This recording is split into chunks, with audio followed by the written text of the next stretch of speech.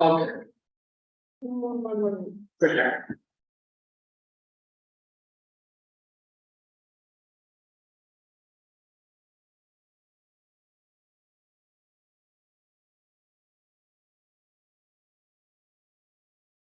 It's for what?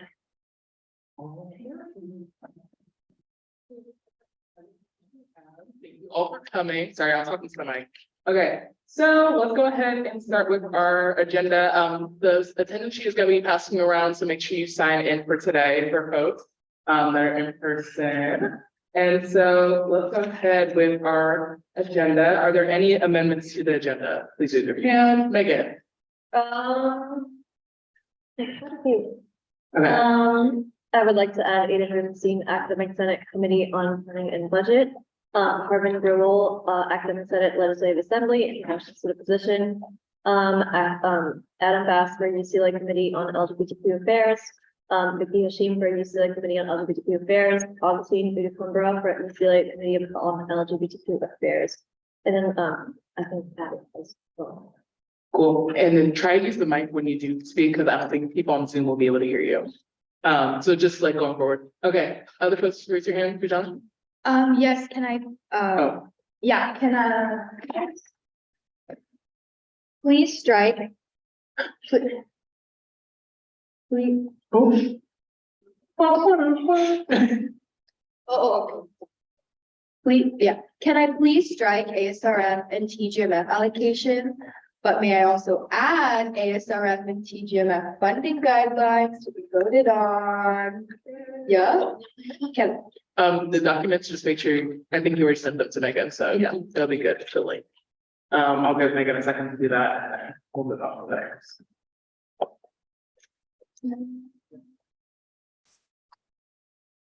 And then. Either. Can we please strike the Bruin advocacy grant allocations, please?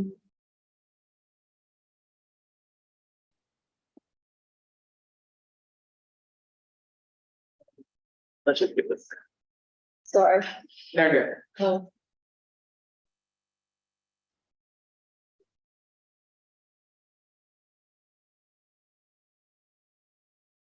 Can I, Please hold. oh, sorry.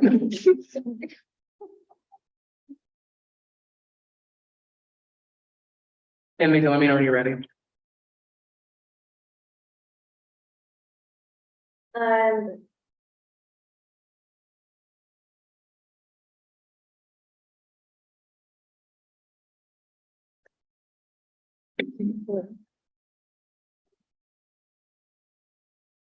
Okay, Sarah. Can I please strike my, faculty senate committee? appointment?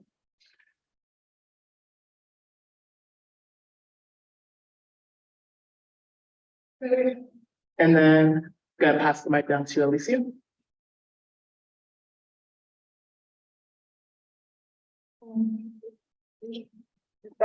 Yeah. Oh, no, I just turned it off. Could we please strike, our allocations, but can we also add the art initiative fund guidelines, and I sent it over to Mike.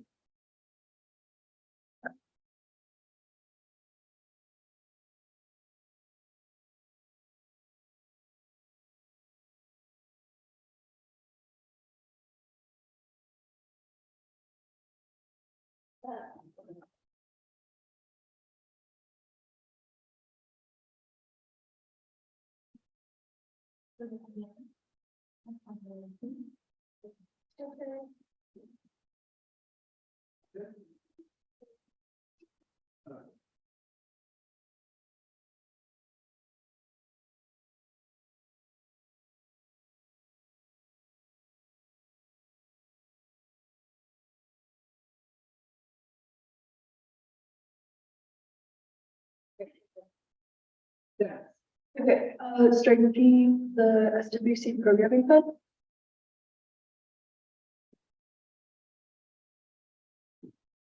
Now moving on to folks on Zoom, Evan. Hi, all. So sorry I can't be there in person. Oh, Having a wait, little, hold on. I know where the sound's coming from. no worries. Let me know when I can go. How do I change the sound on here? Like, yeah,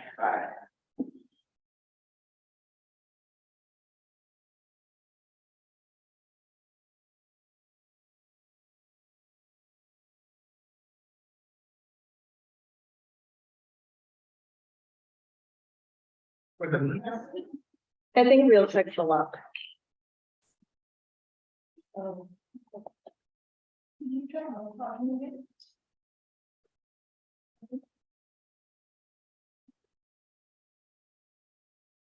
And then go ahead and try and say something. Can you all hear me? No. It's okay.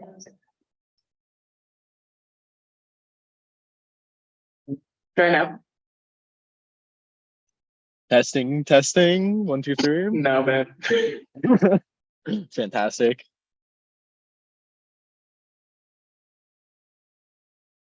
One more time. Okay, hopefully this is a last attempt. That's like.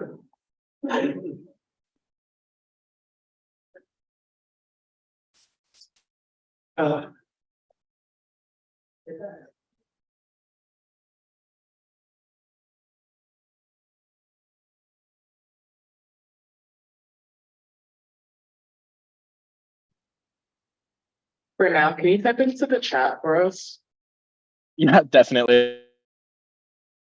And then same for Iris.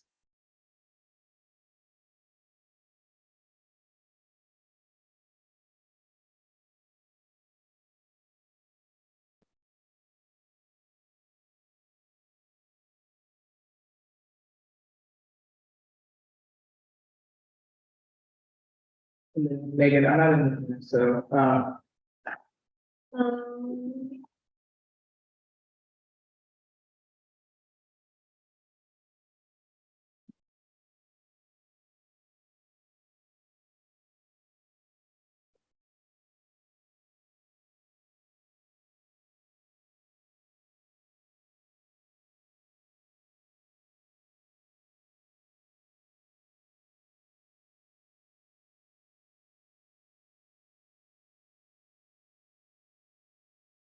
Can you say that minutes for the record? um.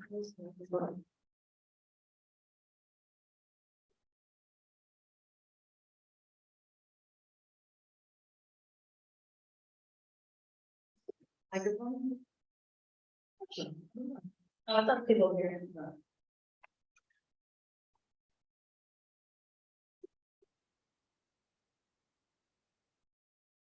And it says, so sorry for not being there in person, he's having a COVID outbreak in his apartment. 2 changes to the agenda, can we strike TJF and add the Green Initiative Fund guidelines to be voted on? I already have the document, it has been added and TJF has been stricken. did Iris And Iris would like to strike capital contingency. Okay, cool. Thank you all so much. Appreciate y'all bearing with us. With some technical difficulties. Going into next thing, I need a motion to approve the agenda for today. I move to approve the agenda. I second. Sarah motion, Jonathan seconds. All in favor, please raise your hands. Oh. All right, please lower your hands. All right. All against, all abstaining. All right, with 15-0 to 0, the agenda is approved for today. Amazing. Okay, so now approval of minutes. Hope everyone got a chance to approve the minutes from last time. Thank you, Sydney, for doing that. Appreciate it. Were there any changes that needed to be made to the minutes? Going once, going twice. All right, now, okay, I have a motion to approve Motion to approve. 9/21. I motion to Sujana? approve the meeting minutes from September 20. Second. All right, Sujana motion, Sarah seconds, all in favor, please raise your hand.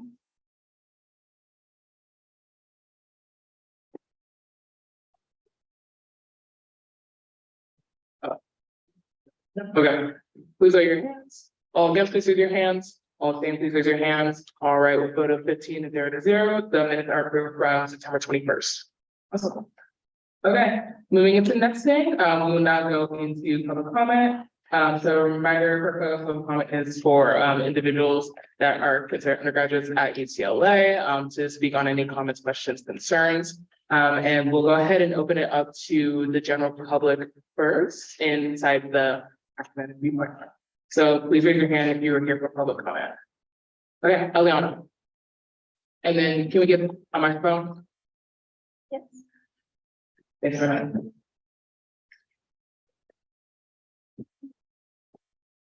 Hi everyone, great to be with you all.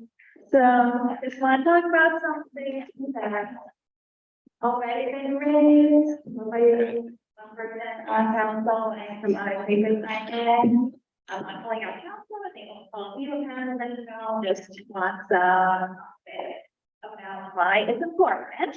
So contrary to what some people like to say, Jews are, in fact, business Israel is very good at the religion. It is really became a people. And I know that it's inconvenient to some people, but the food is the food. So with regards to Zionism, I know a lot of different perspectives on it, but it is basically responding to us being indigenous Israel and then getting kicked out of there and being persecuted around the world and trying to deal with that. And I'm seeing a trend in certain spaces.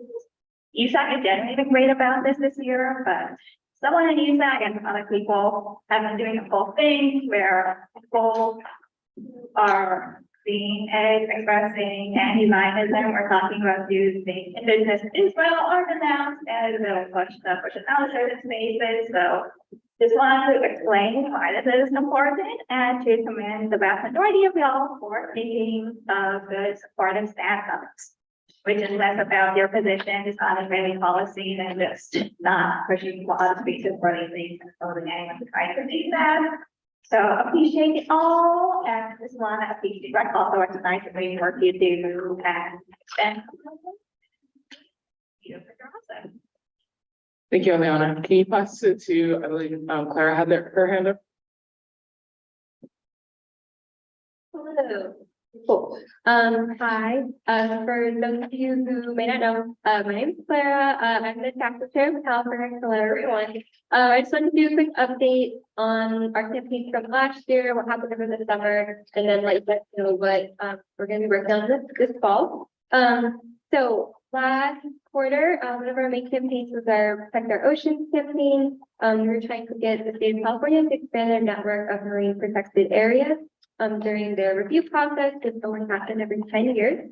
And because of all of our campaigning, they actually changed it so that the review process now happens every 3 years. The changes can be made more frequently. And also they extended the deadline to this December for when things can happen. So we're going to keep working on this campaign this quarter. Another campaign we worked on last year was we were campaigning to get Amazon to phase out single-use plastics in their shipping. They did not do that, unsurprisingly. But what they did do is commit to phasing out their plastic envelopes, like blue and white ones. Those are canceled now. Yay. And finally, we worked on a campaign to save the bees by working for a specific bill called AB 363. That passed a couple of weeks ago, and now we're just waiting on the governor's signature. So that's awesome. We're not working on that campaign again this quarter because it already passed. But we're working on a similar pollinator campaign around the Palos Verdes blue butterfly. So we'll probably be talking about that more with you guys. But in addition to the oceans and the butterfly campaign, we have a couple of other campaigns I just wanted to list off. We're going to be running our New Voters Project, a fast fashion-based campaign, as well as hunger and homelessness. And our lead campaign this quarter is going to be get the UC system committed to 100% renewable energy by 2035. UCLA is doing decarbonization studies this year. So now it's time for us to show how important this is to students. Yeah, we'll update on all of our campaigns and quickly what we're doing this quarter. Yeah, thanks so much. Awesome, thank you for your work and everything. Was anybody else here for public comments? No. Sorry. Okay, amazing. Hi, everyone. My name is Natalie. I'm our vice chair. I'm also the campaign coordinator for our New Voters Project. Just want to give you guys a quick little update on our recruitment drive. During Monday, Tuesday of week 0, we actually ran a pledge drive, a mini pledge drive. We helped sign up over 200 new pledging members. And as just a reminder, we are funded through pledges by students across California who pledge a $10 fee on their Bruin bill or whatever current bill they have each quarter. So it's really exciting to have so many people across California amounting to over 25,000 students. So it's just a lot of people power. So really excited about that. Right now, we're working really hard to get as many people involved with us. So you've probably seen us in your classes, hopefully, but we're just working on a bunch of cool campaigns and we want to have as many people as possible help us. Because we're working on really cool issues that they're already listed. But we just want to give everyone a chance to make an impact before actually graduating and going on and, getting their big girl job, whatever they do. But so far we've given over 50 announcements in classes and we've reached over almost 1,000 people in these classes. So it's really great work that we're doing. We're trying to reach as many people as possible. So that all culminates next week when we're having our big kickoff meeting where we're going to officially launch all of our campaigns. But yeah, that's a little bit about what we're working on. So yeah, thank you so much. Thank you. Anybody in person for public comment as well? Okay, so going to Zoom, I see we have one hand raised. Over that for public comment or no? Okay. And were you going to say something for public comment?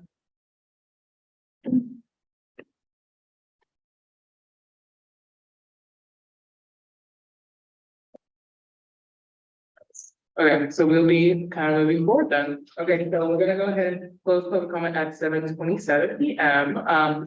Really quick, I want to cede some time for Roy to introduce Pamela to us really quickly, since we're all in one space right now. So yeah. Thank you. Thank you. Good evening, council. It's great to see us back on campus and meeting in so it's great to see us in person. So I wanted to, before saying her name, introduce you to, so as many of you know, and maybe not all of you, I kind of came back from my retirement to sort of re-succession to a new leadership for student union.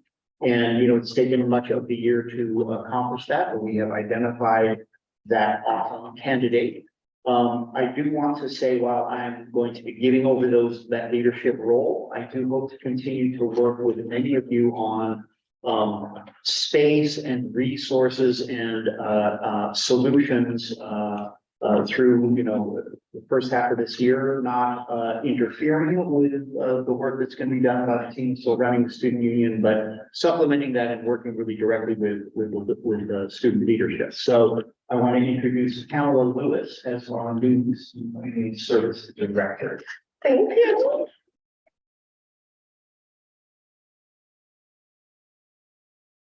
I come to you with 21 years of experience in higher ed from the program institution system. With that, I have been a student council at Title IX, where residents of life, one of the different equity center, multicultural affairs. So pretty much all functional areas that are in higher education. I'm so excited to be a Bruin and get to know each and every one of you. Look forward to working with you. Thank you. Thank you. Thank you so much. Okay, so now we'll go into funding our next bit, starting with contingency programming. Iris, let's go ahead and try it now. We're doing the job. Yes, hello, can you hear me? Hello? Yeah, words. Okay, so this week we had a total contingency programming request of $33,170, and we recommend an allocation of $11,406 for 28 non-USAC entity and 1 USAC entity related events. I am happy to answer any questions, and I will paste what I just said into the chat. Thank you. Are there any questions from council members? Okay, can I have a motion to approve? And make sure to say the number. Oh, yeah, easy. Okay, go ahead. Eva? Motion to approve Non-USAC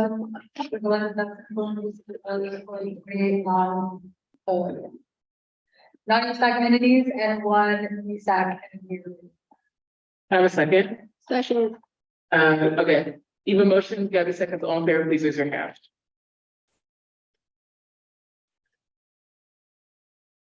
Well. All right, oh, I think, oh my God, so sorry, but, please lower your hands. Okay, all against, please raise your hands. All abstaining, please raise your hands. All right, we'll go to 14-0. The capital the contingency programming is approved, for those entities. Awesome. Okay, so now we'll move forward with SWC programming fund allocation. Oh. Wow. I think mine, I had allocations. Okay, my bad. Okay. I can unstrike it. Okay, switching around. Okay, and can someone pass, Jane the mic? These are. Oh, it's okay. So for the supplemental fund for service, we have a total requested amount of 8,758 and 61 cents. And we recommend a total allocation of 4,980 and 23 cents. So the total number of applicants includes 2 CSE affiliated groups and 5 non-CSE affiliated groups. So the list of allocations are also in the same funding allocation authorization sheet. Okay, any concerns, questions? And Sydney, do you have you're able to go, okay. So. To motion that, I have the numbers. I'll do it. Okay, so. I move to allocate. Oh, okay, cool. Okay, any opposition? Okay, perfect, then that's already worded is a consent, item. I missed that, all right. Font is tiny, okay, cool. Okay, so now moving forward, that's all our funding, the records are stricken. So now we'll be going into special presentations, starting with UC Regents September meeting recap, Eva. One of my staff members, Chloe, is presenting and she is on Zoom. Okay, I can promote Chloe Garton. Yeah. perfect.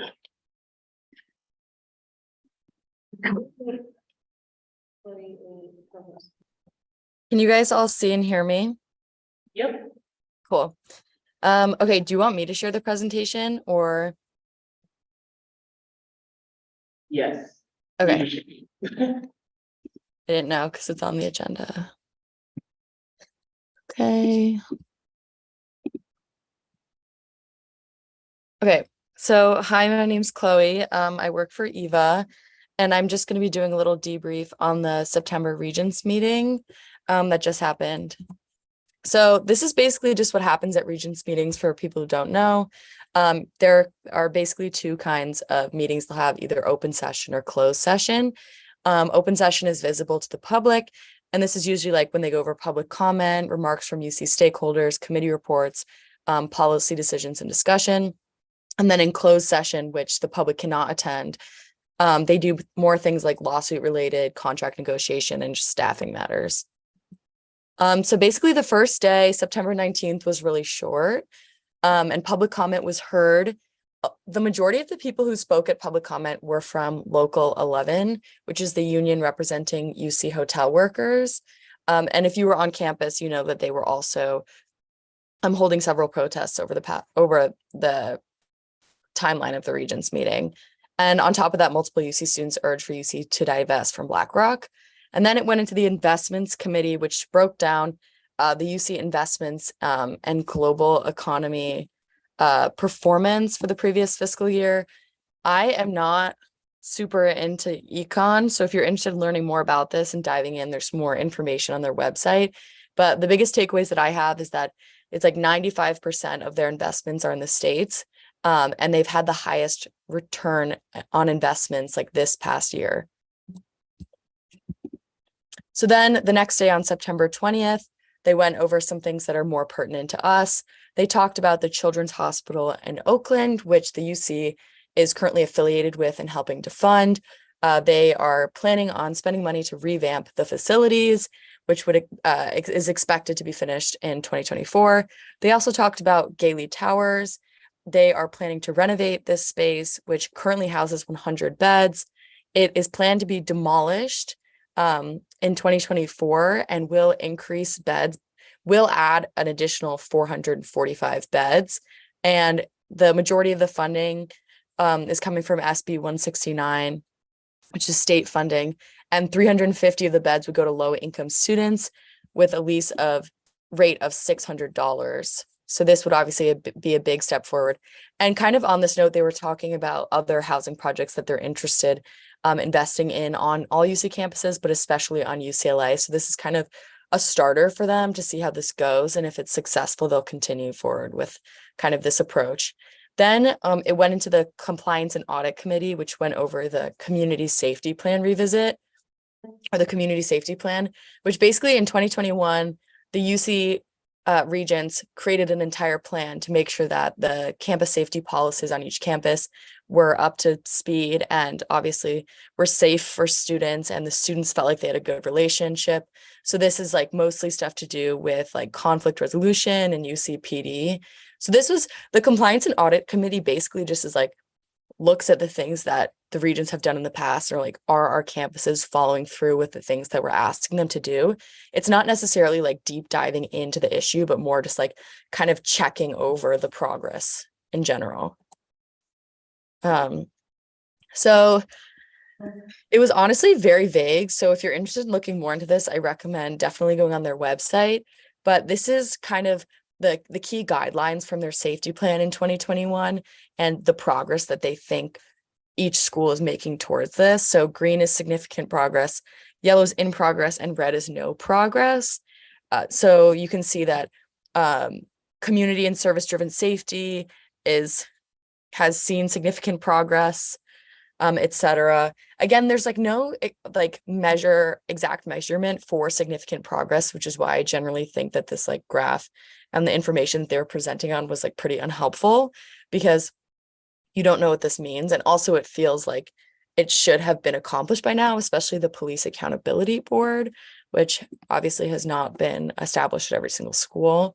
So to me, that felt like kind of they were blowing over the issue, because they seemed pretty like happy with this progress, which at least to me, I think they should have finished these tasks by now and also like have more data on them. So then this was kind of their summary of the safety plan. So they're planning on the community safety conference in November, which I'm sure some of you are attending. Then they're going to work in implementing the police accountability boards by the end of 2023, which was supposed to be done a year ago, and just continue to update university-wide police policies and administrative procedures. And yeah, they kind of just talked in this part, if you're interested in learning more about which UC campuses have been making progress, they were talking with a lot of experts at each school on the different approaches that they've taken to like police reform and improving safety, which is obviously important, but it's also just like a little unclear on like what exactly they want from UCLA going forward. So then it went into the Public Engagement and Development Committee, and here they talked about free speech, which this was interesting. So that Howard Gilman, who's the chancellor of UCI, was talking about how he thinks like free speech at the UCs is heavily restricted. So they were going over kind of how they wanted to change this in the future. And it was pretty much like there was no consensus on how they wanted to go forward.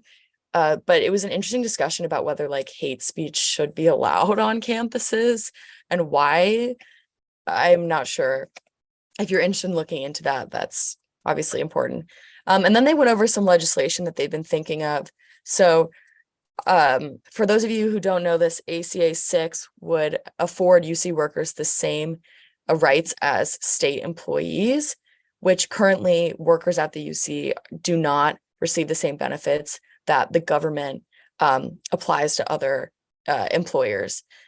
So they were talking about this and they opposed it because of some sort of language and they're planning to address it in an upcoming bill, but they've been saying this for a while and it hasn't been done, and they weren't really getting specific about it. So it kind of feels like to me like they're just pushing it off and trying to appease us, but that's a whole other thing.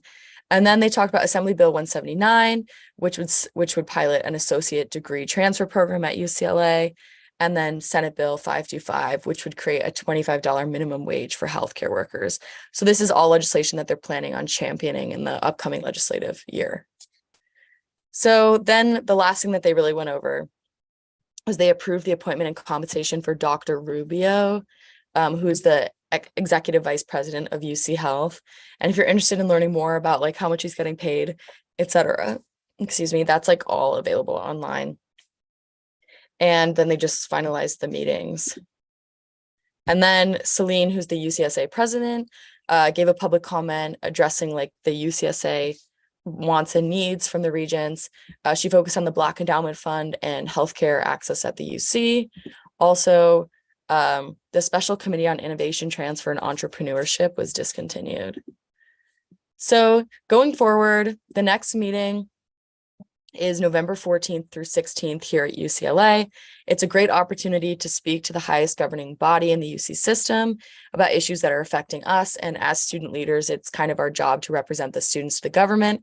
So I recommend that you reach out to our office and attend. You can tune in and make public comment remotely or in person. And especially since it's at UCLA, I would encourage you guys to all attend in person. EVP, we host a public comment training before each of the regions meetings to help prepare everyone and we will send that information out to all of you if you're interested. And so these are just some kind of takeaways from the meeting on my end. So going forward, we just want to double down on issues more and make sure we go in with specific asks. We want to work closely with all of you to make sure that we're best prepared to represent UCLA students in the future. And then we just want to recruit more people to public comment. Obviously, it was over the summer, before school started, so there weren't that many people on campus. But going forward, we really want to like meet with groups on campus in person and encourage them to turn out, and also try and increase attendance by sending up follow-up emails for the trainings and providing like incentives like dinner, etc. So that's all I have for you. Thank you for letting me present today. If you have any questions about that or want to know more about the regions, I can happily answer that, and you can ask Eva. Awesome. Thank you so much, Chloe. So are there any questions from council members? Alicia? Can we get the mic? Thank you. Thank you. Thank you for, thank you. Question? Can you hear me? Yeah, I can hear you now. Okay. Thank you for that presentation, Chloe. I just wanted to add that at the next Regents meeting, there will be the announcement of the framework for the Opportunity for All campaign and how it'll be implemented for undocumented students to be able to work at the UC system. So yeah, I just wanted to add that because I didn't see it on the presentation. Thank you. Thanks. Any other questions, comments? That's right. Tara, pass the mic down. Thank you. Sorry on my greatest pride, but hi Chloe, thanks for presenting. Also wanted to add that I was there at the UCB this meeting and I introduced the RJN campaign, which is I'm pretty sure I presented to y'all. But if y'all don't know, it's to establish a permanent endowment fund of $1 billion for Black UC programming, specifically those that are student initiated led, like those of ASU. So if I could have all of USAC support for that, that would be great. I presented to the UC Council, UC President's Council, and was there. So if y'all have any other connections throughout the UC system, please utilize it. Thank you. Okay, so now we'll be moving forward. Okay, so now we have USAC hiring process. Fernando. Yeah. So can someone put the in the chat? Instead of focusing on the network, focus on the slides. That concludes the chat. And for the most part, I'm just gonna walk you through the slides and point out some important information about the whole hiring question. I can also show my. Oh, that works too. Let's do that. Okay. Second.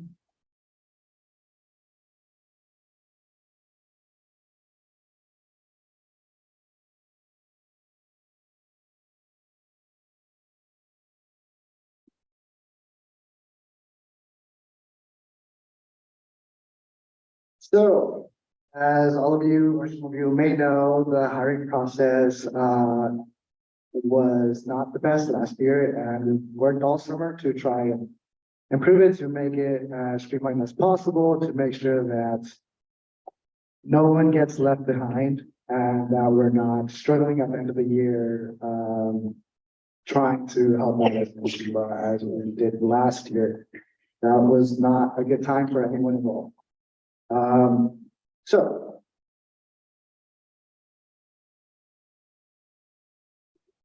a few things to point out about eligibility. So these are not optional. These are like, we're not making any exceptions. First of all, in order to be eligible for a stipend, you need to be eligible to work. So you need to have valid I-9 documents. Second of all, again, this is not optional. You can only receive one USAC stipend. So if you have a staff member who is part of multiple appointments that are paid using USAC funding, or they're part of different offices, they will have to choose one, and we will let them be aware of that fact and let them choose which stipend they want to be moving forward with. Now, we changed a little bit when it comes to the minimum stipend amounts. The biweekly is still $40 a week, and the quarterly now it was lowered to $250, with the caveat that you get paid at the end of the quarter. So it does open up some more stipend options for your offices. The maximum, you can consult the USAC financial guidelines. It's on the USAC website. You can also click on the link. And these are also moving forward with the LA Weekly. Now, in order for us to be able to stipend them, they have to be hired through UCPath. There is no other option. We cannot give them an honorarium. That is not an option. And if you have questions about that, I'm more than happy to meet with you one-on-one to discuss that. And then they're only eligible for stipend until they finished or completed the whole hiring process. So the sooner we get to the whole process, the sooner that they're able to be paid. And that is just law. For most staff stipends, they're only eligible for stipend during the academic year. There's only some that get paid during the summer, which is you all at a reduced rate. Some of the funding chairs are also eligible to get paid during the summer and as well as June. Now, if your staff members don't meet these minimum requirements, they can also serve as volunteers, and they're considered volunteers until they complete their hiring paperwork. And then the last thing I want to highlight is that MOA form. Last year, after doing analysis of where things went wrong, the multi-location appointment form is something that really affected a lot of students. It was very confusing, and the process moving forward, explaining what it is exactly, and providing major assistance with it so that we can get that form as soon as possible. And here's a breakdown of the volunteer appreciation that is available for those that do not meet the minimum requirements. There's some pretty cool ones, like you get 20% off the ACCLA store. If you're interested in that, please contact the SDS office and we can send you the form. We pretty much just ask for names and UIDs and turn it into the HR office. UCLA store gift card is also an option. And one that isn't taken advantage of a lot is the meal vouchers. Food insecurity is pretty high at UCLA. So meal voucher options, if you're interested in that, please contact our office and we can make it as seamless as possible for you. The only thing you need is your budget. The last option, which I think is the more complicated one, is the direct card deposit. But if you are interested in that, we will more than happily assist. Now, if you are eligible for stipend, the process begins with you all sending me a spreadsheet. It doesn't even have to be a spreadsheet. I just need the names and emails of your staff members to get the process going. If you do have the UIDs, it's optional, but I do not want you waiting to ask for the UIDs, because I will ask for them, further in the process anyways. So all you need to remember is send me their names and their emails. For the appointments, we get their information through workflow, so you do not have to worry about those. After you get me their information, their names and emails, I will set up a DocuSign, and some of you have already received a bunch of DocuSigns from me. Chia sent me 32, so she got 32 DocuSigns. And as you can see in the slides, the DocuSign order is sent to the council member first. So in that referral form, it only asks for the position that the student is in, or your staff member is in. It also asks for a start date. The start date can be tentative. It really depends on how fast we can get their hiring process going. And the end date, which I'm going to go a little bit further, is going to be set to May 31st. ICOM will also sign, and that's just a formality for SBA purposes because we are using USAC funding.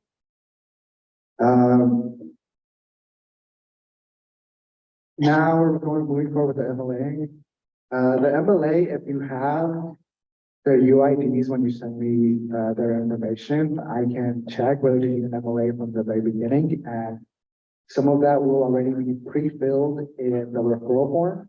If you don't have their UIDs, then they will be able to provide it to me, and then after reviewing the referral form, I will see if I need an MLA form and either ask for a manager contact so I can start reaching out for that MLA form. The biggest change here is that we are no longer asking the students to initiate that process. All they need to do is provide me an email and we will reach out for them and keep an eye on it, follow up if necessary. Once we get the MLA form in place and we have the referral form complete, or they don't need a MLA form, I will refer them to HR and HR will send their staff members instructions. It really depends on their status in UCPath, what instructions they will get. At the end of the day, they all have to show up to the ASCLI HR office to present their I-9 documents. It just really depends on what their status is in UCPath. And then after all that, once ASCLA is able to successfully hire them, using the weekly pay rates that I asked for in the referral form, I will be able to process their payroll transaction. This is just some start and end date information that I went through already. So again, end date May 31st, unless you're FICOM or budget review. And the start date really just depends on their hiring process. I-9 documents, those lists are linkable. So if you place the timeframe as to which documents are eligible. They're there. The ACCLA HR instructions that they will be emailed will also have these included. So this is just a resource. Now, deadlines. The deadline for fall is October 31st, and that's to complete the whole hiring process. I do have a recommended timeline, and that's just so you can try and remain on track. Obviously, if you give me their names and emails by October 30th, that is too late. Because if you see the recommended timeline, we start on October 6th and we end October 27th.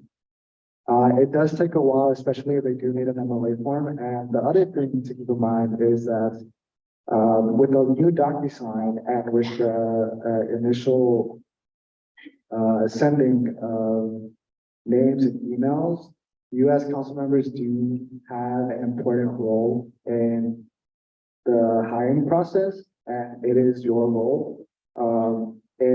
So one of their staff members comes to me October 30th and is like, how come I haven't received an email from HR? The only thing I will be able to do is point them to you. So you do not want to be in the situation where you're the one holding the hiring process for them and the roadblock for them getting a stipend. I don't want to be in that position, so I'll do my best to make sure we go through all the steps. And I reach out as much as possible for that MLA and check with our own HR department to make sure that they're sending the hiring instructions on time to give them enough time to clear the process. Winter also has a deadline, which is January 21st. I imagine that in winter, I'll probably be coming here again to just remind everyone about the hiring process. In spring, if everything goes well, there shouldn't be any hiring in spring. Spring is only reserved for anything that went wrong. And again, hopefully nothing goes wrong and there shouldn't be any hires in spring.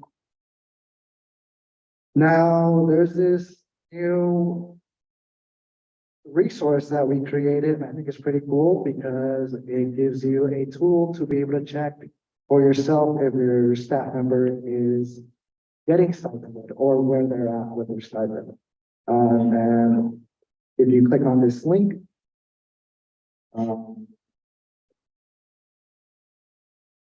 you can see all of your names. All of you are getting stipended. If you're not getting stipended, that's news to me, so please reach out to me. And there's a bunch that's a hiring complete. On the leftmost column is the name of the student's hire. Next to it, it's the office that they're in.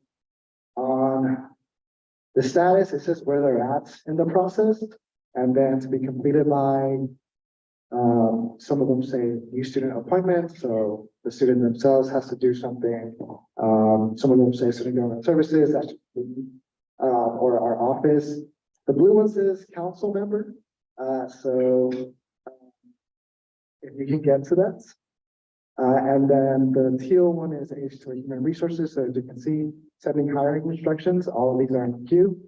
And whenever they are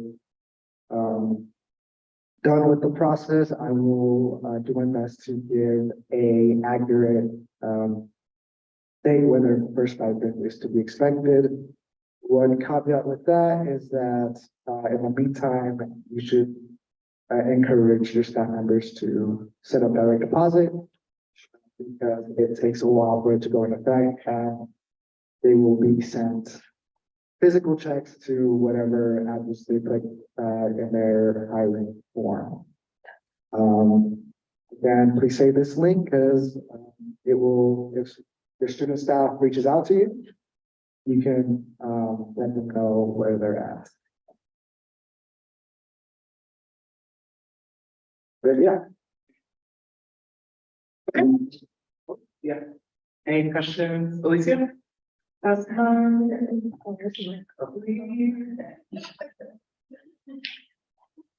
get more mics in the future. Oh, Okay. yeah, I was wondering if there's any plan to help hire a documented student? Cause I know you've done it in the past with people on top. Yeah, so I can answer that. So, there's no workaround to USAC, to getting people processed in USAC. What we've made exceptions for in the past was an alternative method of compensation, essentially through financial aid office as a scholar. So we don't have a way currently to hire. Hopefully the opportunity for all campaign, if they're able to work out a solution to getting students hired through USAC or some other method that's acceptable for the system wide, then we certainly would be able to accommodate that as well. But for now, yes, if a student is not able to produce their I-9 documents to be hired into USAC by HR, then you know, at least for your teams, you probably want to consider volunteer appreciation methods. And then, you know, we could talk if there's a particular situation that one of you are concerned about, we can chat offline and kind of see what the other solutions are. Thank you for raising that. I think I saw Sarah with the hands and then I'm gonna drop it. Did you have a question? Mine was the same. Okay. Jonathan? I What? Mike?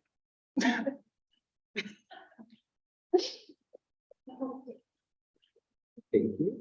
I wanted to ask about international students. I know that they have the weird situation where they kind of can work, but kind of not, just because I have directors who are international students, so I was wondering about that.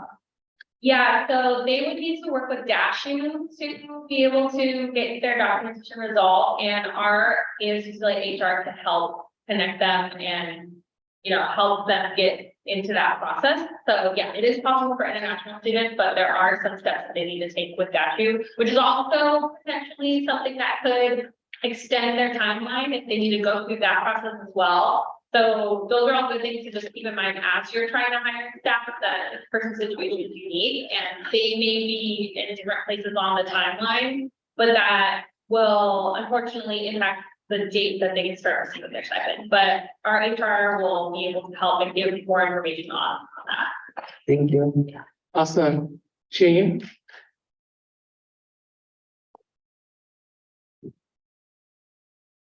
If you have international students, you need to give them a letter that verifies their employment. So do that ASAP, and then once they have that, they will send it to DashU, and then they have to submit the paperwork to get a social security number. So do it ASAP because it takes like maybe an additional month or more. And I can send you guys a template if you need. Thank you. Okay, I'm gonna go to Megan because the mic will be right there and then we'll go to Jana. Thank you. I personally don't have the budget in my office to pay them right now, to my staff right now. But when surplus comes out, I will be proposing for like director stipend. So is that relatively the same process for like hiring and then going through it? Are they gonna receive a stipend like right, like the whole thing, or will it be like throughout time? Yeah, it'll depend on if you can meet the $40 weekly minimum to get them paid bi-weekly and the timing of when the funding is available. So if you'll meet the winter quarter hiring. If you can meet the winter quarter hiring deadline, and do them bi-weekly, you certainly can do that. Otherwise, you can do a quarterly pay, one-time pay, if that's gonna be the better option for you. So before you put together your proposal for surplus, we can chat and kind of help you figure out what amount you need to request to accommodate whatever you're trying to pay. But yeah, it would be the same exact process. They have to go through the hiring. They have to, you know, complete all the steps to get into USAC and then be stipended, but also something to keep in mind when that comes up, which we had an issue a lot with last year. It was students might have been already stipended from a different office, and then also were trying to be stipended from a new office that was able to receive funding at a later point. So you'll want to also confirm with your staff, like, that they're not receiving another USAC stipend, whether it be from an office or whether it be from like an appointed position. Any of those, they would already be receiving one, so they wouldn't be eligible for your office to receive a second one. Okay, and I know, that was like a joint proposal last year for surplus, so other companies, please let me know if you would like to help with that. Okay, moving to Sujana. I wanted to ask if the quarterly stipend rate is reasonable, because I don't think my academic senator stipend needs that, like, minimum eligibility, but it's the same amount that they were paid last year. For which one, you said the quarterly? Yes, the $250 quarterly. I think the appointments have a specific finance guidelines, if I'm not mistaken. We should chat offline. I think we were all under the impression that it was. So let's chat. All right. Thank you. I appreciate this so much, Fernando, given the trials and tribulations that many of us saw with the last cycle of hiring. So definitely appreciate this coming through. And I love the spreadsheet we got going on that will give updates. So thank you, team, for doing that. Yeah. Okay, so now we're gonna go into appointments. So quick reminder of how, yeah. Just, you can keep going, I just want to make a motion after. Oh, cool. So, quick thing about appointments, how it works is there's a 1-minute introduction from our applicants, question answer period, couple questions from council members. Then we go into the 1-minute closing statement of our applicants. Then we hear Art's recommendations, we do a brief deliberation between council members, and then there is a vote. Okay, and then Megan? I'd like, I'd like to motion to move Christopher Ramsey for Campus Programs Committee, to the beginning of the appointments, to that topic, because he's a part of it. Second. All right, make a motion, either second, all favor, please raise your hand.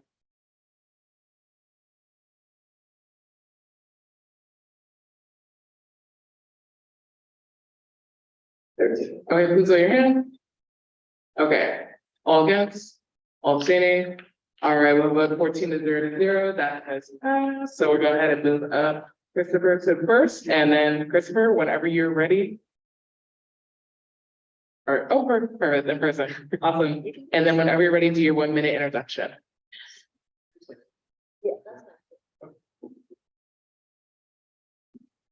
Hi, everyone. I'm Chris Ramsey, pronounced him. I'm a second-year math econ major here at UCLA.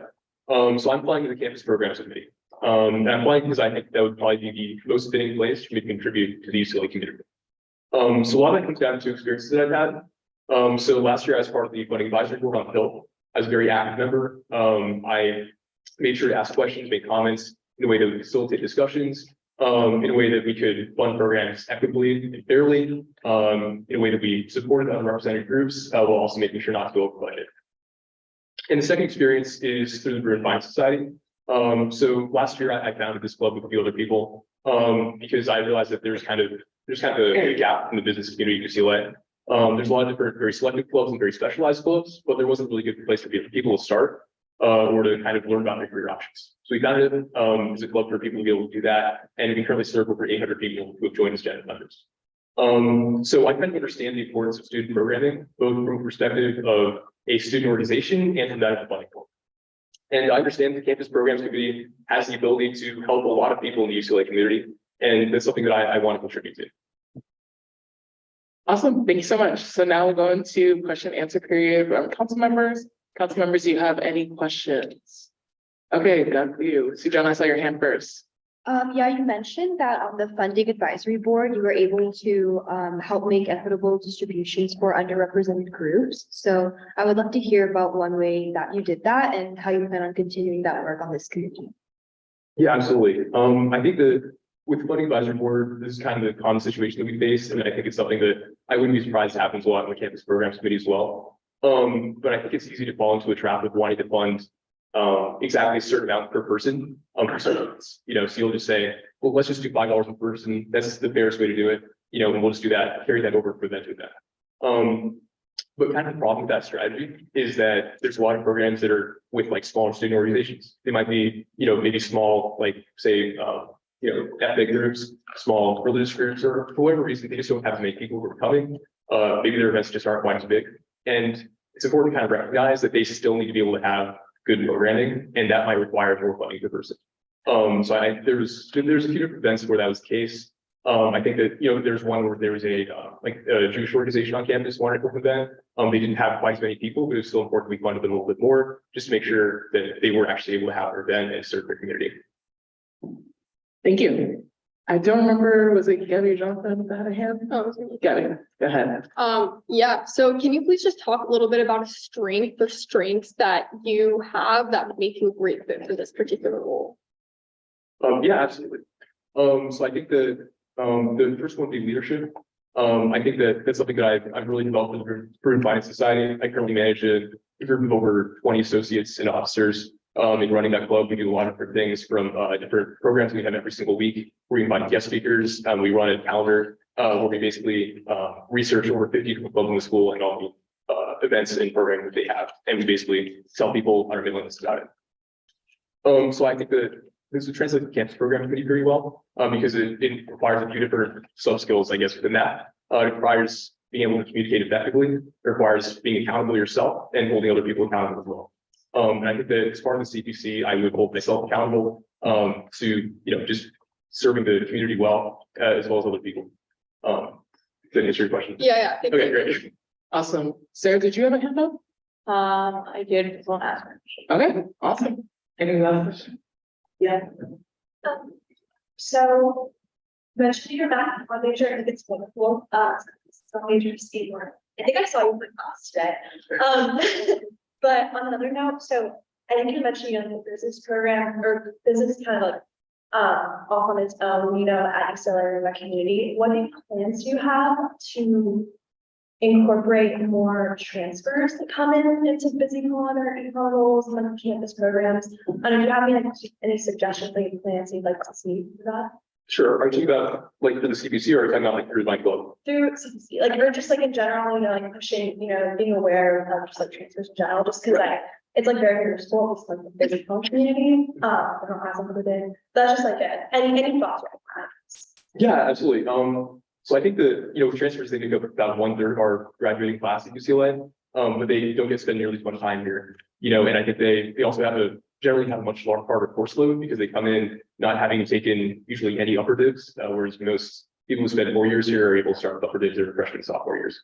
And I think in the business and finance community, it's especially difficult because when people come in as transfers, they haven't been able to join any clubs, which usually don't even accept juniors and seniors. They haven't been able to say kind of network, make connections, be part of the community or be part of the UCLA community for nearly this long.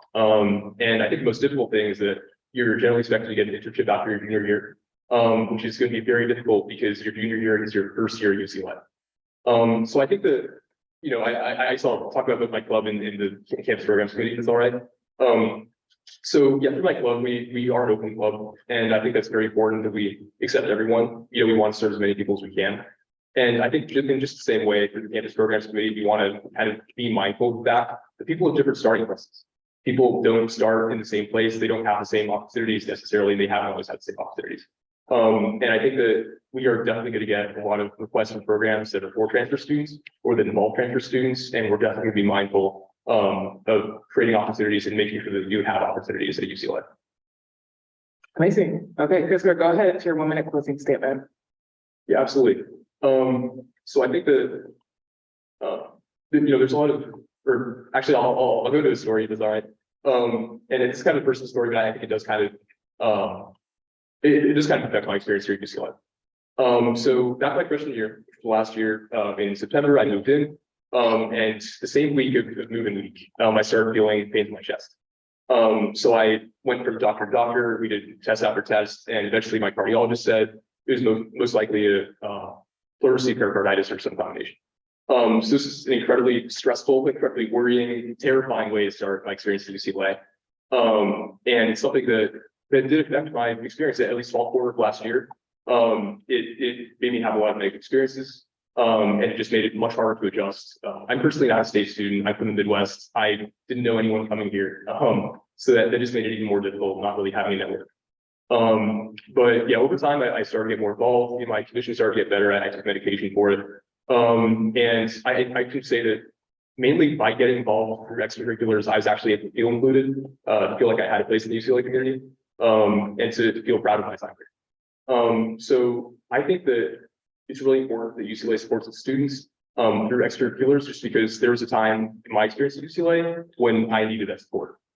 So I can understand as much as anyone how important it is that we support our UCLA students, that we help them have opportunities to learn, to grow, to develop, and to meet other people. Thank you.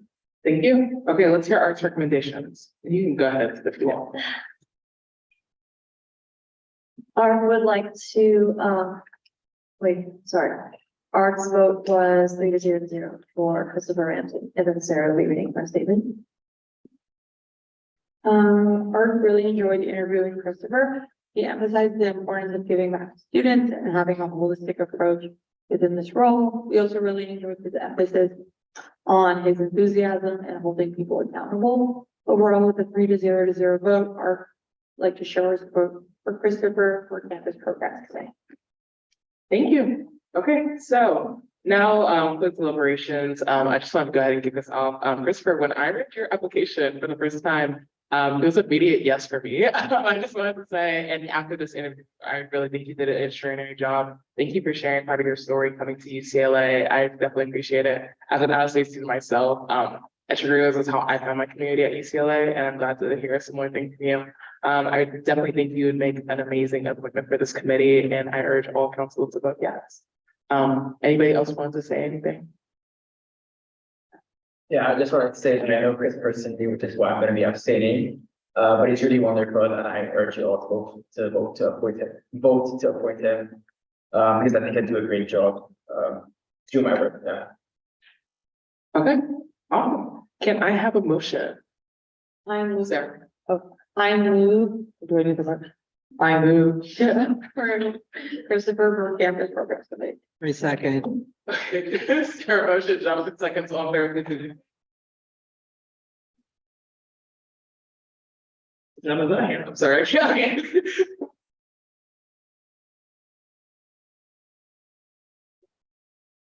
All right, please lower your hands. All against, please raise your hands. All same, please raise your hand. All right, with a 13-0 vote, Christopher, congratulations, you are now on our campus program committee.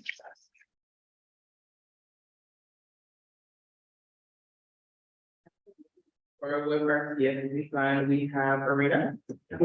Arena is on Zoom. I can,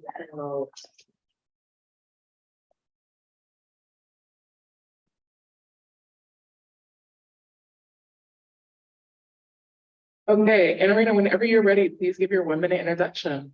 Hi.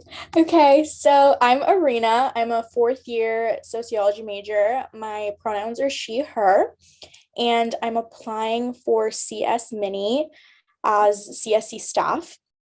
So I believe that I'd be a good fit for this role because last year, I already have a year of experience in CSC, but last year I was a project liaison director. So I worked very closely with various project groups, specifically like the educational groups on campus that do a lot of service. And I was basically like a resource for them to provide them with other resources they would need. So like our finance committee, transportation, all the other fun stuff CSC offers. And I just got to know these project groups and what they need throughout the school year.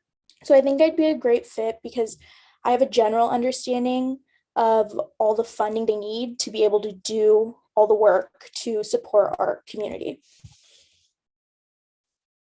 Amazing, thank you. Okay, council members, any questions? So John? Definitely use the microphone. Hi, Arena. Thank you so much for coming. Given your experience in CSC, I guess I would just want to ask, based on your more intimate knowledge, what are those funding needs that you've identified in your past experience, and how will you work to make sure they're fulfilled during your tenure? Okay, perfect. So one thing that I think that all service groups on campus need in regards to funding. So this year I serve as an engagement director. So I focus on like encouraging service engagement within CSC staff, but I also am working with our chief of staff to encourage that among like our general population and our project groups that are supported by CSC. And I think that they need funding to kind of like increase the morale of the people that are part of their teams, but they also need funding to be able to have the resources to provide service. So whether that's transportation or if they need something with like promoting stuff on social media or having purchasing things to have a fundraising drive, just little things like that that would just help them increase their service opportunities, or whether it's funding to help them reach out to community partners and just broaden the scope of their service in the LA area. Thank you. Any other questions? Let's go ahead to Sarah. Her.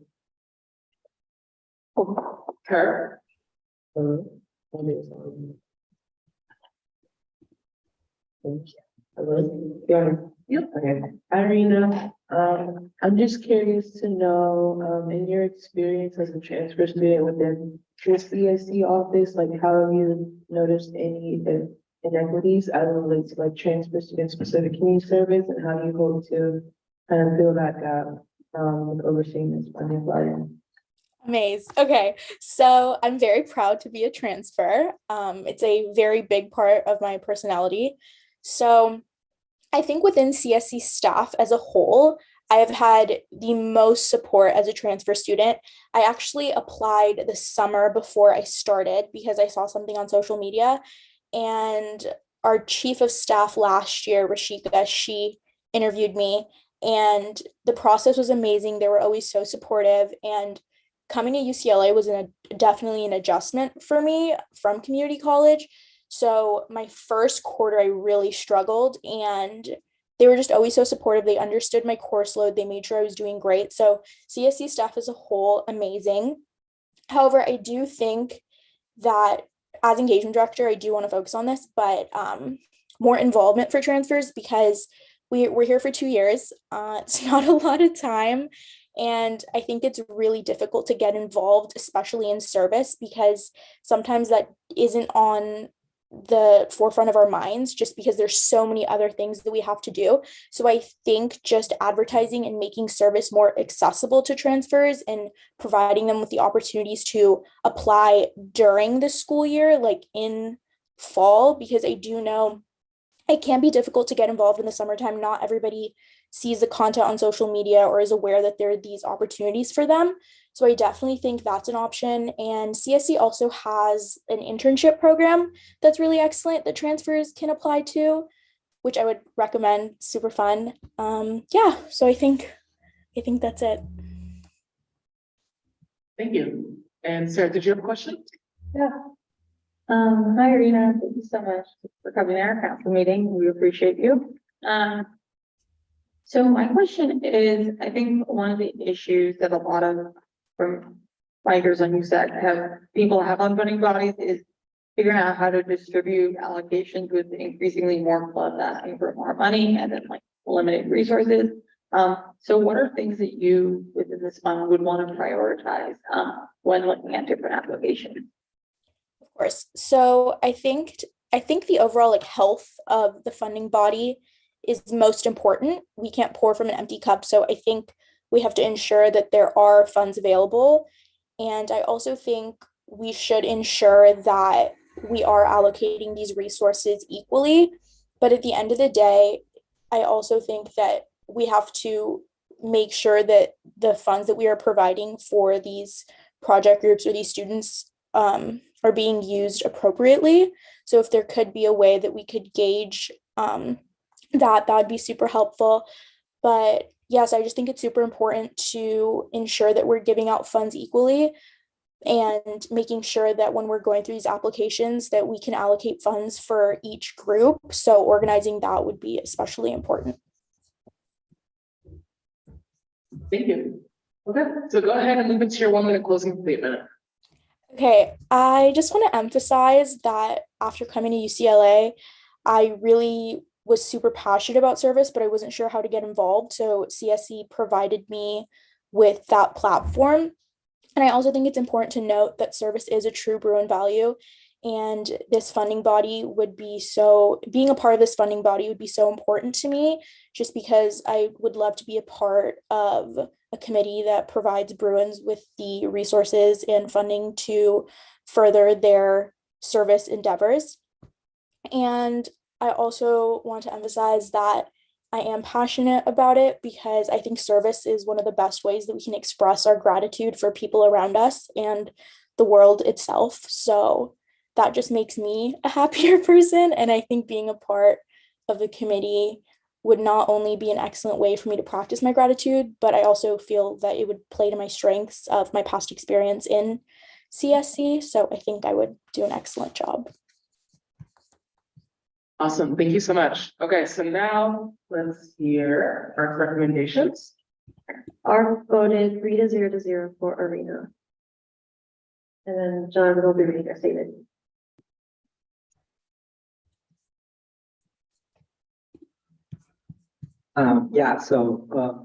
Arena proved to be a very experienced and knowledgeable candidate for this role. It is also clear that she would provide helpful insight as one of the former project liaison directors from CSC. She emphasized being equitable as a member of a funding body in keeping communication with USAC throughout the year. With a 3-0 vote, ARC would like to recommend Arena Nazarian for the CS mini fund. Amazing. Thank you. So brief deliberation time. Any comments, questions that folks want to raise before we put it to a vote? Oh, actually.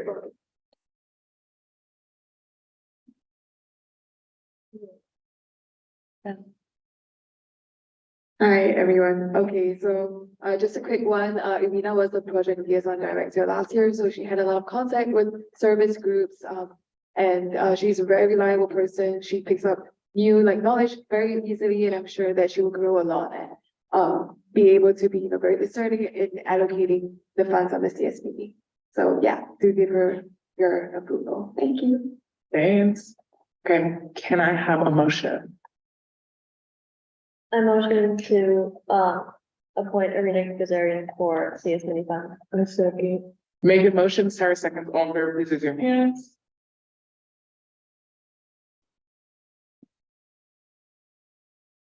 Please raise your hands. All against, please raise your hands. All abstaining, please raise your hands.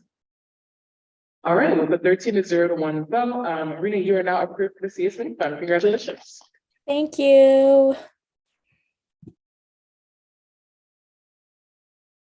So we have our student initiated outreach committee, Cassidy. Give you the mic and you can start your 1-minute introduction. Hello, everyone. My name is Cassidy Patron. You can call me Cassidy or Cassie. I use she, they pronouns, and I'm a third-year traditional student majoring in sociology. I am applying for appointment to the Student Initiated Outreach Committee, also known as the SIOC. I am very happy to be here with y'all to further this application. So I hold many roles in the SC space. I am a secretary of Psi Epsilon, and I am actually a space staff intern. Space is one of the projects under the SIOC, so I am a stakeholder in these projects. I want to highlight though that my position as a peer advisor does not limit my perspective as appointment to the SIOC, but rather elevates my perspective as I can give my personal experience and responses in what I am supposed to in these community projects.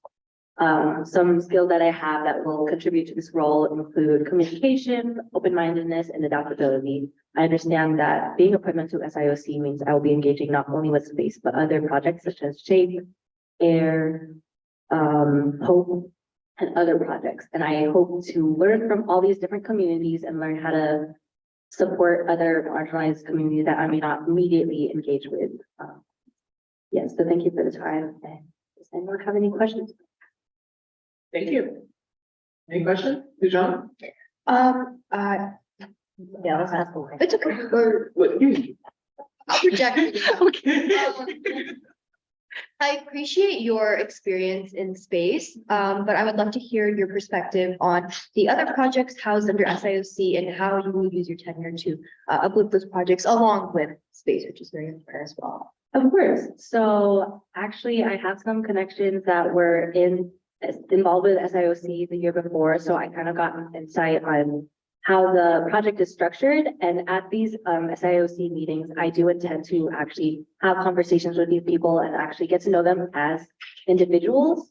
I hope to actually attend some of their meetings if possible, if it is in my capacity to. I want to expose myself to, you know, what their plans are and what their meetings are. I don't intend to just only stick with the space bubble. I want to actually outreach and talk to them and communicate with them. I think the only way for me to actually learn from these projects is have conversations and remain open-minded. I am very much aware that space is not the only community to support, and I am actually very eager to learn more about the community conditions that other high schools and community colleges face. Thank you. Any other questions? Tara? Oh, sorry. Alicia, close Alicia, then we'll go to Tara. I think I speak loudly. Thank you for being here. I love the SIOC. So this is more like a personal question. Like, how does the SIOC like impacted your life, and why do you think it's important to serve long term? Yeah, for sure. So, as a queer Asian American woman, I understand that the education system is not catered to me, and it has been difficult in my personal high school experience to even think of applying to four-year universities or think of something after high school. So I honestly feel very inspired to know that SIOC exists, that students are out here trying to support people who may not have the advantages, who may not have siblings that can help them, who may not have counselors that offer a supportive hand right away. I personally just feel empowered to know that SIOC exists, and I am very excited and eager to give back and learn from everyone. Because it's not just me. There's so many other communities. There's next generations. I have younger siblings. I know there's more people to help and support. So as an individual, as someone who comes from marginalized communities myself, I feel honored to stand here right now and possibly have the opportunity to give back. Thank you so much. Tara? There's yellow. Yeah. Okay, what's your knowledge of how the community programs office has kind of racially marginalized certain students in the SIOC space? And how do you plan to kind of mitigate that racial terror while you're engaging in this space? So as I mentioned, I do know some people who were involved in these spaces prior to this year. I don't know the specific details. Some of my friends don't want to go into explicit, they want to take the lesson and leave the story. But regarding mitigating these discriminations, I want to uphold a safe space in the SIOC and communicate with the students. I know that there is a dynamic with like full-time staff and students that will be hard to navigate, and I can't say that or guarantee that I'll be able to protect or prevent any of these offenses to occur. However, I want to stand by my students as much as possible. I believe communication, honesty, and support. There are ways for us to support each other, even if we are students. You know, we have voices, and I intend to use my voice to stand along with others and hopefully bring this space into more support and less discrimination. I know it's a very high hope, but you know, if everyone has hope in this way and we can work together, I believe we can facilitate that change and empower ourselves in this space again, and hopefully continue with the transparency of our finances and our community, and make it a safe space for everyone to think it's okay to be here. It's okay to want to give back. We won't be oppressed for standing here together. Thank you. Okay, so now we'll let you go ahead and move into your 1-minute closing statement. Thank you so much for taking the time to speak with me here tonight. I am honored to be here, and I am very eager to serve the SIOC if you grant me the chance and opportunity to give back to the communities. As I said before, I'm very experienced, I'm very passionate about this space, and I won't let you down. I want to highlight that I will communicate with y'all and help be that bridge between the SIOC, the USAC, and even the CRC, as they have connections there too. No, you can't have retention without access. We go hand in hand. And knowing how these projects connect is a great strength, as you know, we are all students, we are all here to support each other, and I look forward to being part of this support system. And I actually have a question. I have a commitment at 9 p.m. So is it okay if I leave soon after this? Yes. Yeah, no, yeah, you're good. Splendid. Okay. Thank you so much. Good. Okay, amazing. So now let's hear from her and their recommendations. ARC would like to recommend Cassidy with a 3-0 vote, and John will be reading our statement again.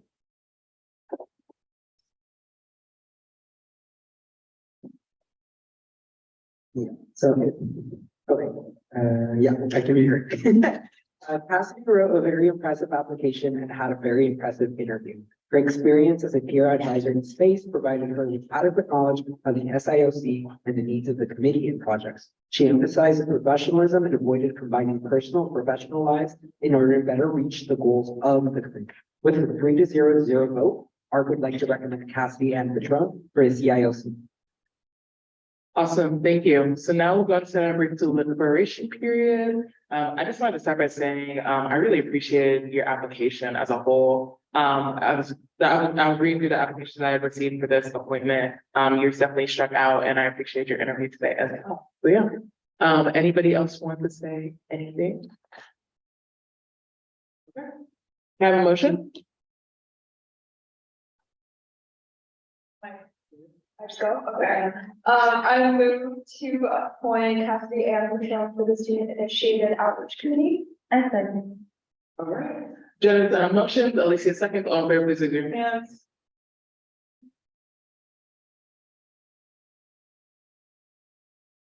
So your hands, all against, all abstaining. All right, we're recording a 0-0 vote. Kathy, you are now on our student initiated outreach committee. Good luck with your next event. All right, so now we'll be moving to, we had a bit of a thing with our appointment for judicial board, which I do want to apologize first and foremost. I will say with some of these appointments, it's been very challenging with knowing who is returning from previous years because we just aren't getting that information on time. Our bylaws are definitely gonna need an update at the not the end of this year, but after we finish filling all of our appointment spots, because this is strictly, it's ridiculous. There's nothing else I can say. So with this, with the judicial board, at the moment, we are waiting the results of a decision from one of the judicial board members if they are going to stay on judicial board or stay in somebody's office. So until I have that decision, unfortunately, I cannot move forward with this appointment tonight, even though I would really, truly love to. So I do apologize. Is it Colson? I do apologize. I'm so sorry that this happened. I know I don't like to waste people's time because time is very precious to me. So I'm so sorry. But we will definitely reach out once we have that decision to see if we can get you an appointment either in judicial board or somewhere else. Okay, thank you. Okay, so we'll be moving forward with academic senate committee on library and scholarly communication. Okay, I don't want to butcher the name. So whoever it is, please tell me how to say your name. My name is Atmi. Atmi. Good. Go ahead with your 1 minute opening statement. Oh.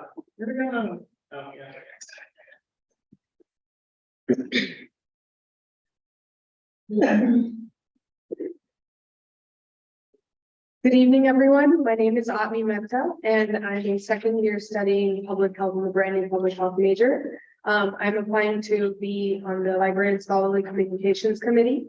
I believe I'm a good fit for this role, not just because I can be a voice of undergraduate student body, but I hold the unique position of being a library student worker. I currently work in the sciences libraries, primarily the biomedical library, and have being at one of the big three, YRL, PAL, and Biomed are the big three. I get daily interaction with all the librarians in office. There's 6, plus the director and so many more executives that I would be daily working with in this role. The role that I've learned more about tends to be more working with the librarians and executives of the UCLA library. And this is something I already have experience with because I work with them on a daily basis in the library. Amazing. Okay, so now we'll open up to questions from council members. Good job.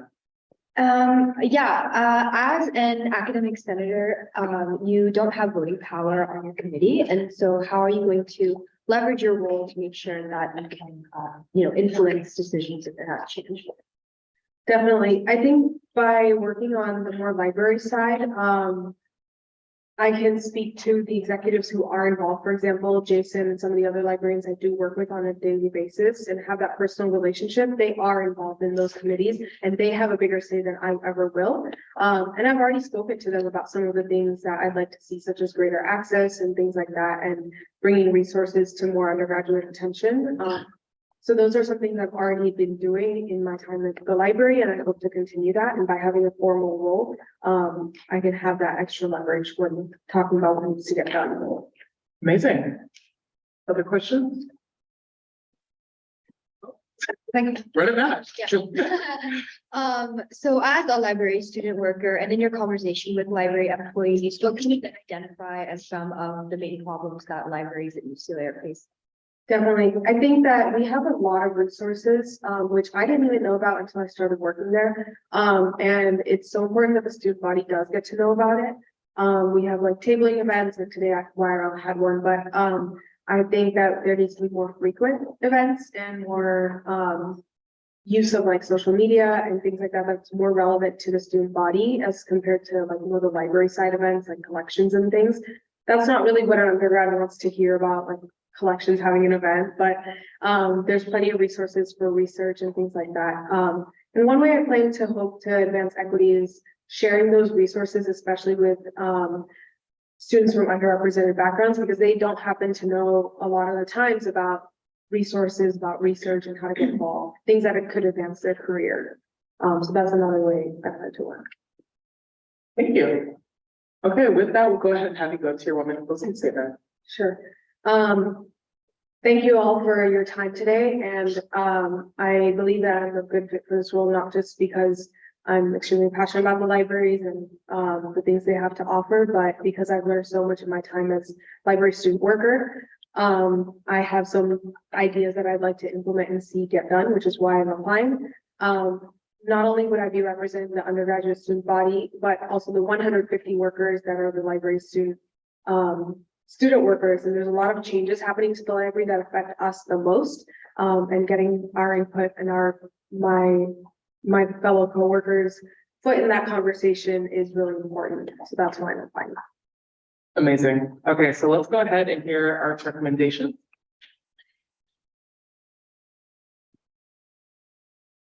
Would like to recommend Connie with a 3-0 vote, and Sarah will be reading our statement.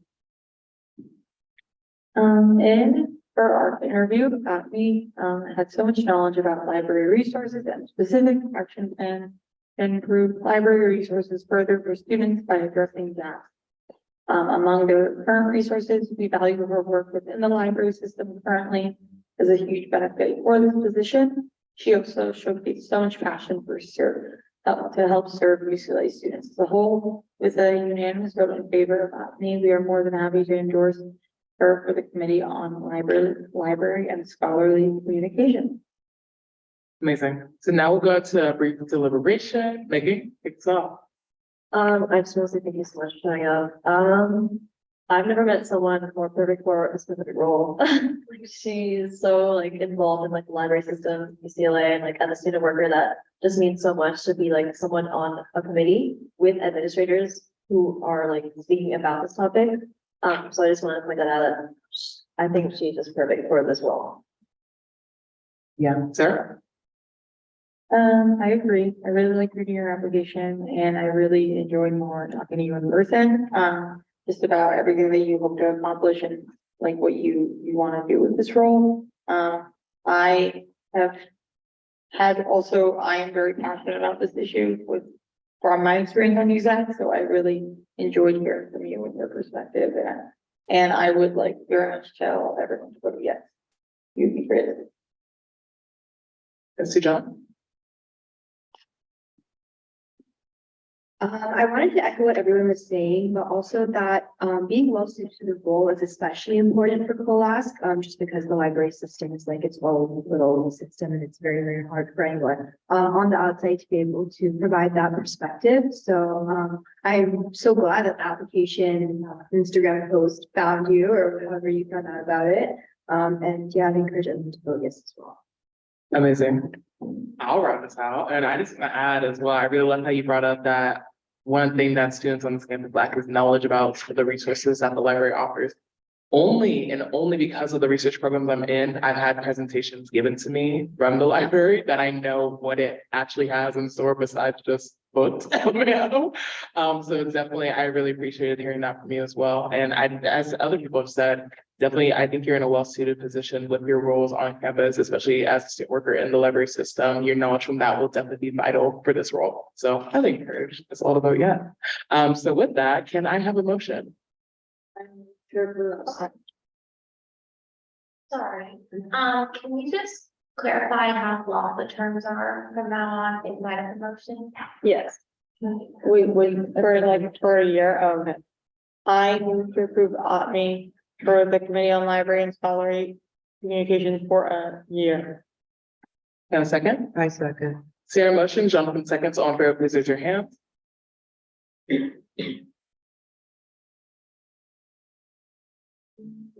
Please raise your hands.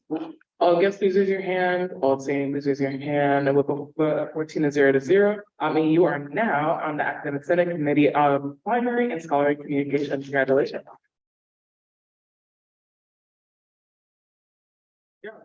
It's a wrap. Okay, so we will now be moving on to Academic Senate, Legislative Assembly and National Student. And then whenever you are ready, please give your 1-minute introduction once we get you the mic. Where'd the mic go? What? Oh.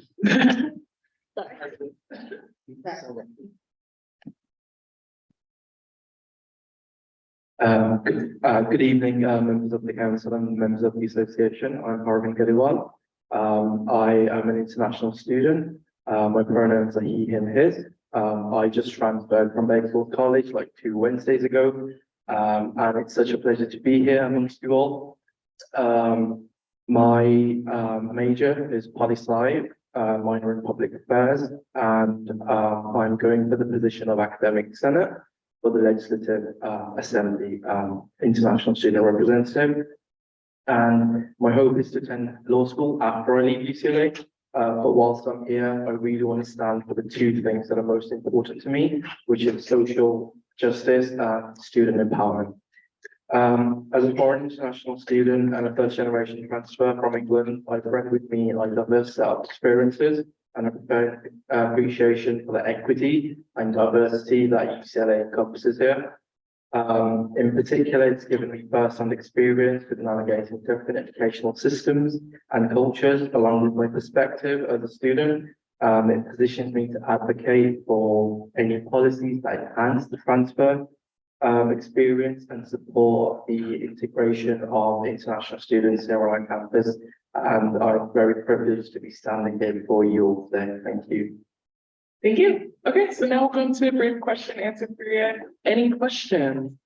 No. Hi, Harvin. Thank you so much for coming tonight. I would like to ask the same question that I asked our previous I asked Atmi, which is how you would leverage your role as a student senator given your non-voting position. Definitely, thank you. So back at Bakersfield College, I was involved in the Student Government Association as the Director of Legislation, and I had the opportunity to sit on the Academic Senate back there as well. And obviously it was a similar structure to how we have it within the UCLA Academic Senate, where the students didn't have a vote, which is, you know, that's something one could work towards, but it's definitely the infrastructure and the structure of the Senate here. So that's perfectly fine. I do believe what really counts for is you may not have a vote, but you certainly have a voice. And that can be projected via the students here, myself, or anyone who who the department collaborates with. So that's definitely something I'm very keenly interested in. And definitely, as I was seeing like on your Instagram post, you all have resources into how to provide public comments at UC Regions. So that's extremely helpful. So I saw that like very much blown away by it. And definitely if we incorporate those sorts of resources and advices, I think that really sort of benefits the fact that I, as a representative, may not have a vote, but certainly that this can be used to amplify whatever the discourse is or the dialogue is at that current time. Amazing. Sarah, do you have a question? Yeah. As an international transfer with such a like specific educational journey and like process, what specific strengths do you think that you bring to the Legislative Assembly, but also how do you plan to outreach to more international students or more transfer students and more like within both buckets like yourself, if that makes sense? Oh, yeah, absolutely. The very first week, I believe it was week 0, I actually had the opportunity to go to the Dashu Center, which I wasn't aware of, and being able to explore that, going into there, speaking to some of the faculty members, the admin members, that really gave me an insight to like how the departments wish to sort of support that collaboration with other departments, with the students. So that's definitely something I would be looking to work towards. Obviously, the enormous activities fairs that took place, I witnessed a huge variety of different student organizations, whether that was the Sikh Students Association or the Jakara Movement, all sorts of international boards of different associations. So that's one way I would look at collaboration. I think that's key. And as a transfer student, I think the experience I bring is sort of having known the system, in contrast to someone who's like sort of come in directly from their hometown into America. I sort of get to sort of, I don't know, like have that that reach with them, have that conversation, be able to give that dialogue. When I went through the benefits I experienced as a transfer student and being an international, I think that's what would sort of I would sort of showcase if that sort of answers the question. Thank you. Thank you. Alicia. Connection with others that data. But my question for you is like based on your like intersectional identities and just like very unique background, as well as, you know, your major and your positionality as an international student, what issues or current conditions would you bring forward, to bring awareness of that? Yeah. I would say that's a very good question, by the way. So I would say integration is something I would bring forward because I do feel like as much as a great community we are at UCLA, as much as we sort of want that diversity, that equity, that accessibility, the inclusivity that we all strive for, there is that little lack of support in that area with the integration of international students. And I believe I would sort of voice it in terms of saying we need to sort of support that, whether that's through different decision making and stuff. Because I know with the legislative assembly it deals with so many different aspects, like budgets, whole decision making. So I would definitely sort of like to be that voice and to amplify that within those discussions. Awesome. Thank you. Okay. Any other questions? All right, let's go ahead and move into your one question statement. So I just want to emphasize how privileged I am to be standing for your USAC. Has been something I've known for the last couple of years in community college. And that sort of really means a lot to me because I've been involved in different things like the Student Center for California Community Colleges, and USAC is looked at sort of this overarching almost institution that sort of supports students in any way possible. And you know, coming from that community college system, I think it's really important to be able to voice all those different concerns that students have, whether they're transfer students, international students. So I'm very privileged to be in America, and I really think UCLA being in the heart of LA, being in the heart of America, It's been my dream school for a while, so to be able to do that for other students, my peers, my fellow students, that would be something wonderful. Thank you. Okay, so let's hear ARC's recommendations. ARC would like to recommend Harvard with a 3 to 0 vote, and I'll be reading this statement. It was not made clear earlier. ARC wholeheartedly endorses Harvard as an excellent choice for the Legislative Assembly, international student position. Harvard's dedication to fostering passion and utilize and transparent communication channels such as social media align seamlessly with the ideas and goals that ARC seeks in an academic institution for prospective legislation. We believe that Harvard, by working with a diverse set of faculty, staff, and students, will empower international students to thrive and enact positive change within the Legislative Assembly. Amazing. Okay, so with that, deliberation time, any comments, concerns, both want to raise? Jonathan? Oh, wait, Thank you. yeah, I just really want to appreciate you, applying for this position. I've had the privilege of looking through your application as well. I serve in ARC.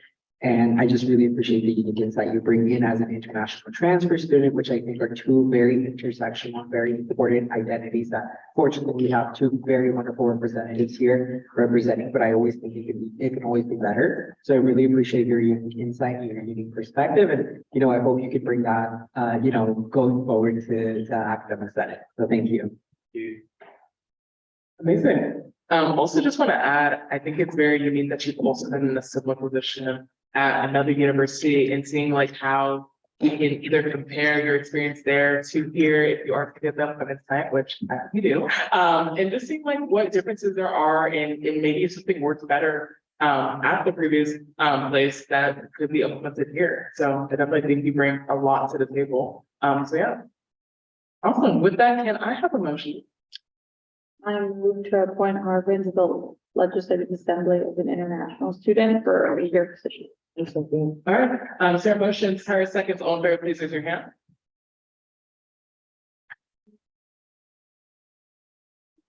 All right, these are your hands. All the same, my bad, I went out of order. All good. All right, we'll go according to the period of here. You are now at the academic senate legislative for the international.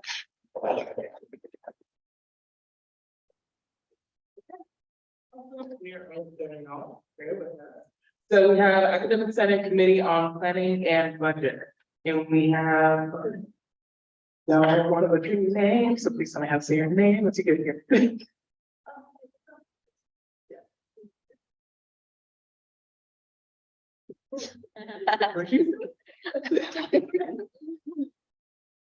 Hello, my name is, we're here, no, it's good. My name is, like, you're a Belgian science teacher. I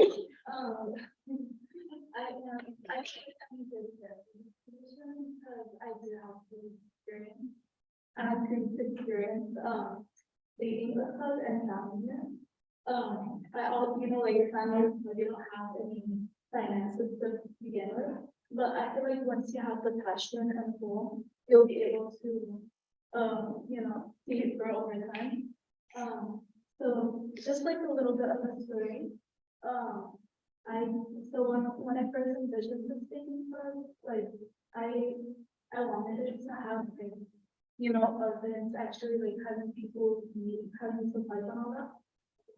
But obviously this is gonna take time, but over the course of the year, I was able to make a spreadsheet and, follow through the budget of specific supplies. And then also which items we needed for, to like start up the club and which ones could wait. And I feel like that experience helped me, figure out how to budget and plan ahead. And yeah, and also some characteristics that I hope are responsibility to, come during the meeting, and, just abide by like the. I also have a passion for advocacy. I always wanted to help bring students out there. Thank you. Okay, so now let's go into question and answer period. Are any questions from council members? Let's start with Gabby first. Oh, it's okay. I can speak loudly. Thank you so much for being here, first of all. Could you talk a little bit about why you're specifically interested in serving on this committee? Yeah, so I feel like, having this background, finances has motivated me to choose this specific committee. Also, coming from high school to freshman year, you're still getting used to it. So I was like, second year, I want to start advocating, start doing stuff. When I first read about this position, I was like, okay, this kind of matches my background. It wasn't just that club. Honestly, in high school was just I don't want to, but when they don't have a lot of clubs, so I want to be a part of making those clubs. So there was also another club that they were looking for members to finance it. I did run for treasurer, and then I was able to help, because you're not going to be able to fund the club throughout the whole thing, but I was able to find out which issues they needed first. It was then this. I'm so bad at public speaking. I'm sorry.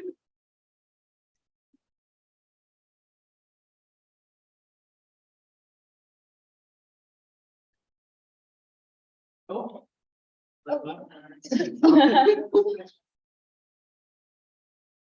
Also remember, please, we're students too. Yeah. We're not a big deal. We're not a big deal, I promise. Live stream has one person watching and that person is me. Oh. Well, there's something here, so. Gotcha.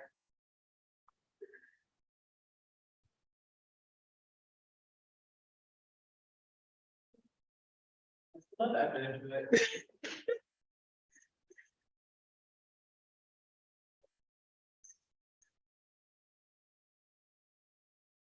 About that. All right, other questions? Sujan? Because of the budget, I would love to know, if you have any prior experiences with finance.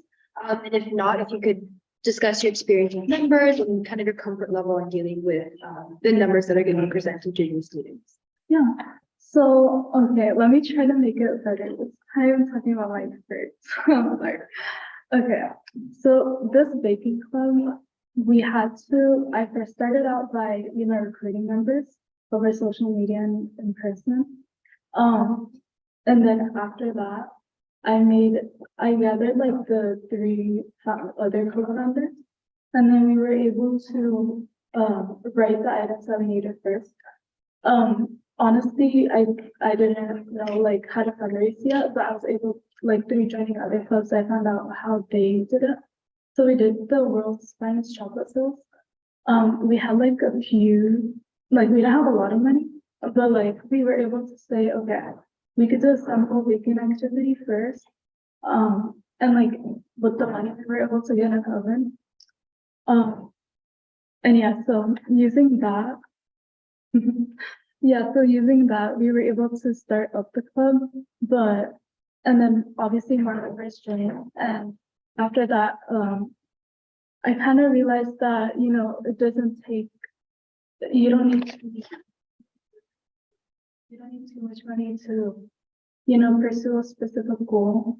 As long as you have the passion or the need to do it, then you're going to be able to get there just step by step. Thank you. Okay, so now I'll let you go ahead into, very good. Go ahead. Just want to follow up and maybe re-ask the last portion of my question, which was about the comfort level with, I'm sorry, there's something to my throat.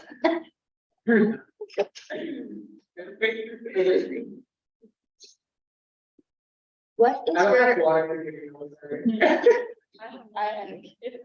is your comfort level with the numbers and data and statistical kind of analysis that it's going to be? Yeah, I would say I'm pretty good at math, so I'm pretty comfortable looking at data sets. Yeah, and it doesn't really like confuse me looking at like the specific column. But yeah, so yeah, I'm pretty confused. Okay. Cool. So I'll let you go ahead into your 1 minute concluding statement. I wanted to thank you guys for taking me through this process. USAC has been really good at bringing students' voices out there, even, if you're pretty shy.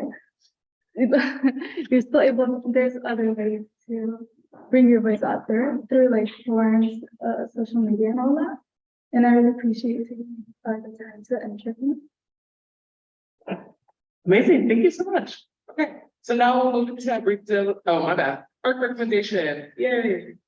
Our recommendation is with a 3-0 vote. And Sarah, would you like? Yusra was super passionate about serving on the academic senate in our interview. She had a lot of great experience and definitely is willing to learn. As a new member of the academic senate for areas she was knowledgeable of. She also highlighted her budgeting skills, particularly helpful for this role. As a result of our approved start with a 3-0 vote. Thank you. Okay, so now let's move into a brief deliberation period. Any questions, comments, concerns that those want to raise?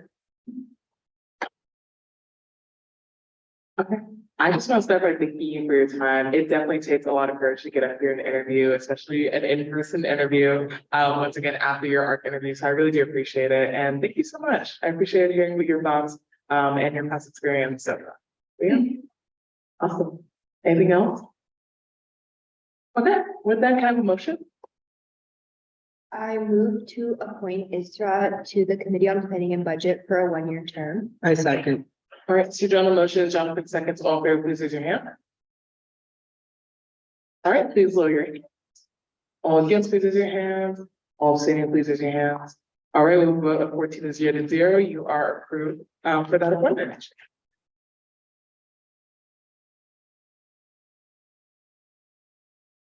Yeah, you're good. Okay, we have another appointment for Academic Senate Committee on Planning and Budget. Eden. All right, whenever you're ready, go ahead with your 1-minute introduction. Okay. Hello, everybody. My name is Aiden Rubenstein. I'm a junior transfer philosophy major and I'm applying for the Committee on Planning and Budget. I think I'd be a great fit for this committee because I know what it's like to work with money and I know what it's like to make the tough decisions. So when I was appointed to treasurer of my community college, we had lost $120,000 the last year. And by the end of my term, I was able to completely balance the budget. And I had to make a lot of cuts, but that's what you have to do if you're going to be on committees like this. You need to know how to allocate the funds, not only just for the most amount of people, but where they can be most effectively used for the most good. So that's something I'm incredibly good with. On top of that, I'm an entrepreneur. So I know what it's like to have a really tight budget. I know what it's like to look at something and be like, we're overpaying for this. You can cut here, you can cut here, you can cut here to be as efficient as possible. So that's why I think I'm a great fit for this committee because I'm willing to learn. And I'm also willing to make the right decision for the greater campus and not just for what I think is the right. I'm also very malleable in that kind of way. Thank you. Okay. Okay, so now we'll open up to questions. Sarah, I think I saw your hand first. Okay. I will project. Oh, okay. First of all, thank you for coming to our USAC meeting. We appreciate you taking your time. My question is, can you expand a little bit on like what you hope to prioritize in making like those budgetary decisions? And then how do you plan on increasing financial transparency over like budgets? Perfect. Okay, great question. So as far as, I'll start with the second part. As far as increasing transparency, I always want to make sure that it's not hard to find any kind of information you want on finance. So when I was the treasurer of my community college, every single finance agenda and every single finance minutes was posted about 48 to 72 hours, either before or after the meeting. So I want to make sure everybody can see what they have to see, because I think when we're completely transparent, we're much better. And my bad, what's the first part of your question again? The first part of my question was, how do you decide what to prioritize? Well, I decide what to prioritize based on what I think actually does the most and what is like the most inclusive for students on campus. So there's certain events where it's like very just for like one small group of people, right? That's not like very effective and doesn't do that much for the greater campus. So those kind of events, I always find ways to cut, or people are overspending on certain things. Like if you're having an event for 50 people and you're spending $1,000 on snacks, what are you doing? You're totally overpaying for that. So like you need to cut in certain areas. So I'm really good at finding certain things that can be cut and cutting them. And that way people could still run their events, but they just have to run a little more efficiently with a tighter budget. Thank you. All right, Sujan? No worries. But yeah, I was gonna ask a pretty similar question to Sarah, you know, about the criteria that you keep in mind when deciding, how to cut funding and how to move money around. I know you kind of mentioned that you do consider numbers, for example, events for smaller groups of people and considering, you know, whether that's gonna be the greater, that's gonna serve the greater good. However, I do think it's worth considering that sometimes what serves the greater good actually does benefit a small group of people, but that because those small group of people are uplifted, we're all uplifted. And I think I can think of probably some situations that would occur like that here on campus. So I guess I would want to ask, for example, if you had two events with the same number of attendees, or kind of a situation like that, maybe what's some qualitative criteria that you would consider in deciding how your funding allocations would go? Okay, so the first thing I would do is I would like actually want them to send me like, preferably be as itemized as possible with how they're gonna spend. So that's something I always did with all my finance requests. That if you came to me for money, you had to tell me what you're gonna spend it on, and you gotta be almost exact. And I would look at that. I'd be like, do you really need to spend that much money on that? No. Can you cut funding here? Yes. So I would go and sometimes you gotta go down the line. That takes a lot of time. I mean, I had finance meetings go really, really long because I normally try to be very attentive. So I would be looking at them and say, okay, you're overpaying on that, cut on that, you're overpaying on that, cut on that. And you can end up saving a lot of money, and people can run the event the exact same. They just have to be a little bit more efficient with it. So that would be like one of my criteria. My second criteria is, I would try to see is how easy would it be for this group to get funding by themselves. So there's some groups that will have an incredibly easy time getting funded. So if for them, like I don't need to give them as much money because since they'll have an easier time getting funding, they should be able to go out there and get it. But if a group is very small, but it's still incredibly impactful, but they're gonna have trouble getting funding, then I would look at them and say, okay, we got you, we'll comp you a little bit more than I would for a group that has, 1,000 members, you guys only have 100. So it'd be hard for you guys to get funding. So that's kind of how I run it in a way to try to be as efficient, as equitable as possible. Thank you. Any further questions? All right, we'll go ahead and have you do your 1-minute closing statement. Okay, I just want to say it's really blessed to have this opportunity. I want to do as much good for the campus as possible. I want to work incredibly hard. I want to bring energy every single day. I skipped the dentist appointment to come here. I broke my tooth before I came here. So yeah, seriously. Oh no, it's really broken. Yeah, I'm leaving after this to go get it fixed, right? But, I just want to be here. I want to show that I'm committed no matter what happens in my life. Exactly. No matter what happens in my life, I'm here. I'm ready to put in the work. I'm ready to put in the energy. There's nothing in my life that really slows me down or stops me. So, I want to keep moving. I want to, progress as far as possible, do as much as possible for the greater good of the campus.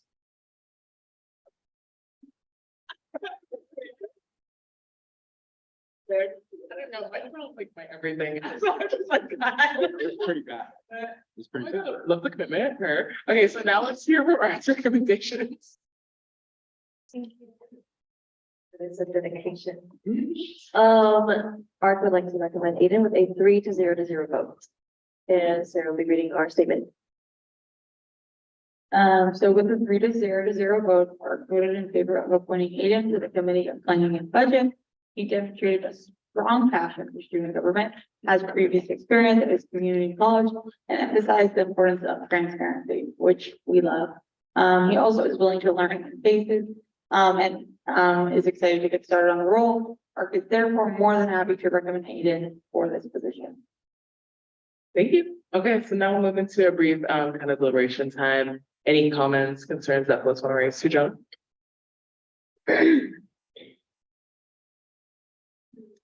Yeah, I just know that this was a question that was had, and this might be helpful clarification for Aiden as well. But this academic senate committee is not a funding body, so it's not like CS mini fund or anything like that where individuals or orgs apply for funding. Instead, this senate committee considers larger scale projects that are happening all across the UCLA campus.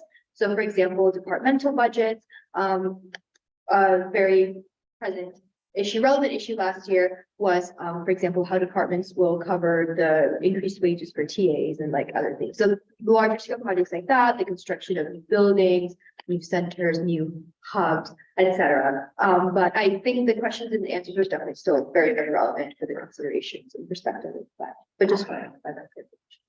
Much appreciated. Yeah, I really appreciate, Aiden's like logic when he was making his presentation about, how smaller, members, how, the mixed data as having members are also just for to get funding. So I really just appreciate your logic and seem like, Thank you.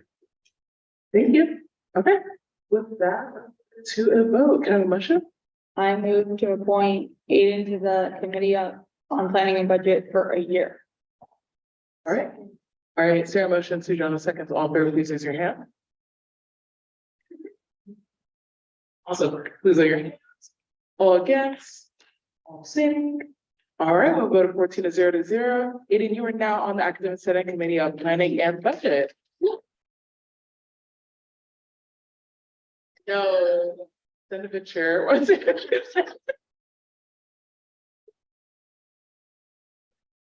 Okay. I don't think Ryan is here, if I'm not mistaken. I think Ryan. Oh, on Zoom? My bad. Sorry, not with the a while. Okay, so now we have the campus retention committee. Ryan, whenever you're ready to give your 1 minute introductory statement, and I believe you just got promoted. Amazing. For sure. Hello, sorry, can y'all hear me right now? Hello. Wait, are you speaking? Because I can't hear. Oh wait, hello. Oh man.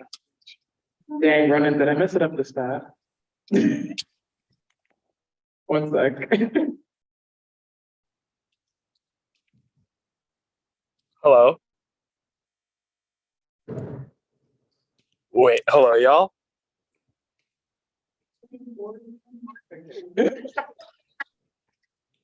Wait, hello, can we hear me?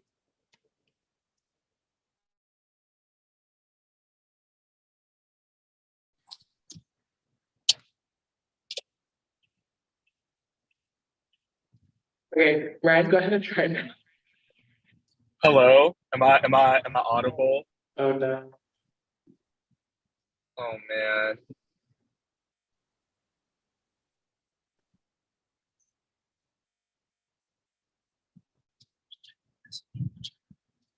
Hello. Okay, try again. Hello. Okay, so Hello. we still can't hear if you're saying something right now. Oh no, hello.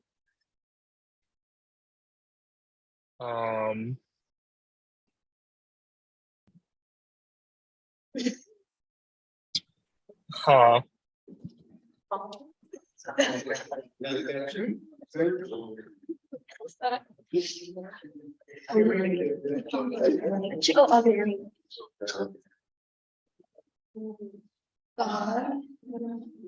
A big fan.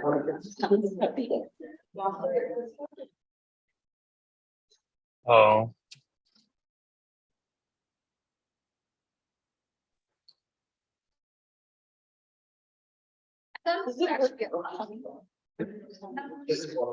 Eva, I hear you want to tune off. Okay, Ryan, can I hear you say something? It's just, I'm more. Hello. Can y'all hear me? Hello? No, that's No. Oh man. Do that again?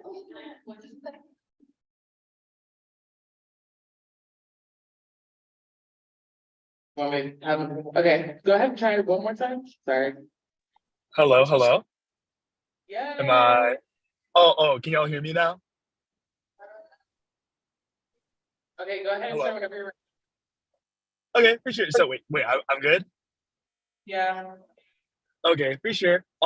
So hi everyone. I'm so sorry I can't be with y'all in person.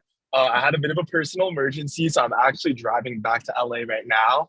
But I can introduce myself really quickly. My name is Brian. I am a current fourth year traditional student, human biology and society major, Filipino studies minor, and I'm looking to apply to the position of appointment from the Office of the Student Wellness Commissioner to the Campus Retention Committee. I could really quickly just go over kind of my past experience and why I believe I'm qualified to be part of the committee. During my second year, I served as the appointment to the committee from Samahang Filipino. And kind of along the way, I got involved in the affiliated Strike for Safety, where I was a core organizer. I was responsible for a lot of the strategic communications there, crisis management, and negotiations directly during the sit-in. So that year, I was able to gain a good understanding of what it means to be on the committee from both an institutional and a grassroots perspective. During my third year, I served as the appointment from the Student Wellness Commissioner, and I was appointed as chairperson of the committee, where I spearheaded a variety of initiatives related to community engagement and kind of our institutional partnerships. And so, yeah, that kind of has to do with my involvement on the committees. I am also very involved in Samahang Filipino, which is one of the sponsoring mother organizations of a project that is funded by the CRC. I've been in the leadership of that organization since my freshman year, and I currently serve as co-president. And so I am coming into this space with a lot of experience on the committee, a lot of experience in the surrounding spaces, and I really hope that y'all will trust enough in me to be the appointment to the committee so I can kind of continue to provide that guidance and experience this year. Okay, so now we'll open up to questions from council members. I see Sarah has hand raised. Yes, okay. Definitely gonna want to use the mic for Zoom because it's hard to, yeah.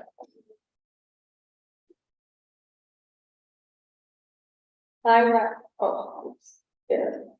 Hi, Ryan. Thank you so much for coming to our council meeting, especially in the midst of an emergency. Like, I hope everything's okay. But anyway, so, for CRC, I think one of the issues that we struggled with last year was having, a constant line of communication between USAC and like certain organizations that we represent. And as a result, there was like some struggles with like, obviously, with funding and everything, and releasing a check. So, as a director of the CRC, what are your plans to like build, I guess, that relationship with USAC and make sure we can like work together to like proceed on like CPO issue and just like other issues in general to support students? Yeah, for sure. Thank you so much for that question, Sarah. So I think what that really looks like is building partnerships from the start. I think kind of one criticism that I would have of myself from last year is I did not invest as fully into my relationship with USAC as I feel like I should have. So I think something that I will keep in mind going to this year is to make sure that I am not only a consistent line of communication to my commissioner, but to make sure I have that consistent communication with the rest of council. I also will be quite frank and direct in this answer that I think a lot of the miscommunication from last year boils down to the relationship that one council member who is not on council anymore had with some of the committee members, which led to incredibly disjointed action throughout the course of the year. And insofar as that council member has not returned, and I trust in this council to be as communicative with us as long as we're willing to put in the effort, of course, I don't foresee that much being a problem. So I think my answer to that question is one, on our end, I want to do more to invest in a relationship with USAC. And two, because the makeup of USAC this year is different, I hope that we can really work towards building stronger relationships and ensuring that situations like last year don't occur again. Okay, awesome. Now I'm gonna pass it to Tara. Hi, Ryan. I have two questions. I'm curious to see like what your plans are and your perspective on creating transfer components for each cultural retention project. And then actually I lost my second question, so I'll let you respond first. So I think Yeah, for sure. So I can answer that question and also give a little bit more makeup of where my positionality would be at this moment. So I'm not elected as chair of that committee. And so the sway of like what degree of influence I would have over the projects is limited. Though something that I could do on my end as like a sitting committee member is, with my kind of technical expertise from last year, being able to draft up budgetary allocations and budget proposals for certain transfer components. I think I can kind of bring in that perspective to the committee, since I believe a lot of the committee is a little bit newer. And while they may have these ideas about different things such as transfer components for their projects, one of the aspects that might be missing is kind of concrete steps in terms of how much money would be needed, what bureaucratic steps would be needed to take. So I think something that I can provide is kind of being an advisor in that sense, of being able to provide material support and empirical examples of how, for example, certain projects have added components in the past. And so while I don't know if it's my role to directly advocate that projects should do that, because I believe that every project should have the self-autonomy to do it, I can kind of provide details, say, if you wanted to do it, and I highly encourage you to, these are the steps you would have to take, this is how much money it would cost, et cetera, et cetera. So I think really just providing the tools for projects to empower them.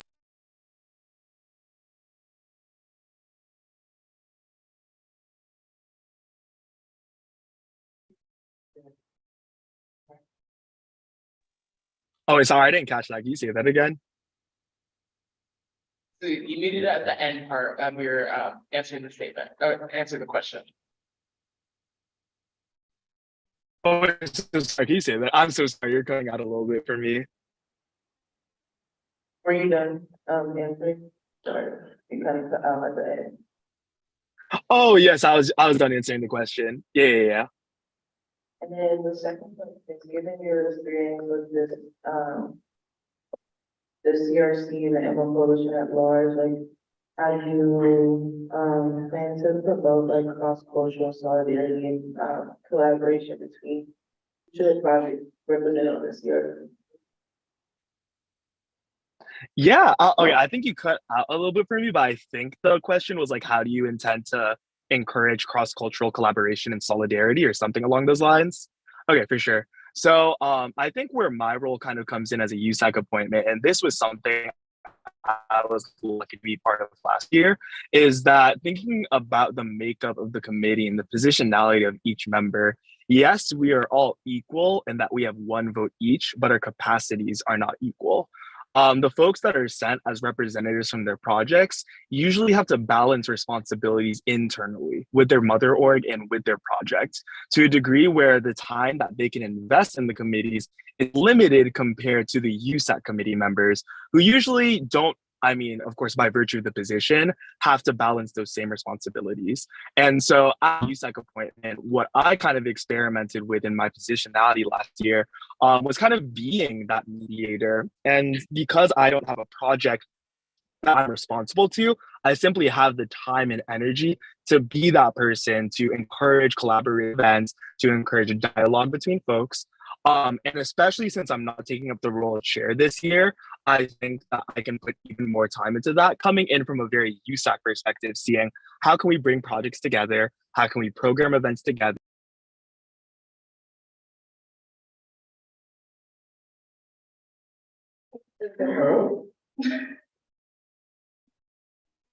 Well, I'm so sorry. I got disconnected really quickly.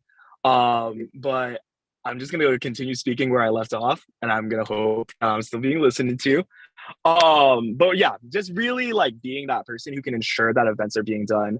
I think it just boils down again to like, because I'm at more of a capacity now than I was last year, that I'll be able to invest a lot more time in making sure that the relationships between projects, relationships is a lot more harmonious.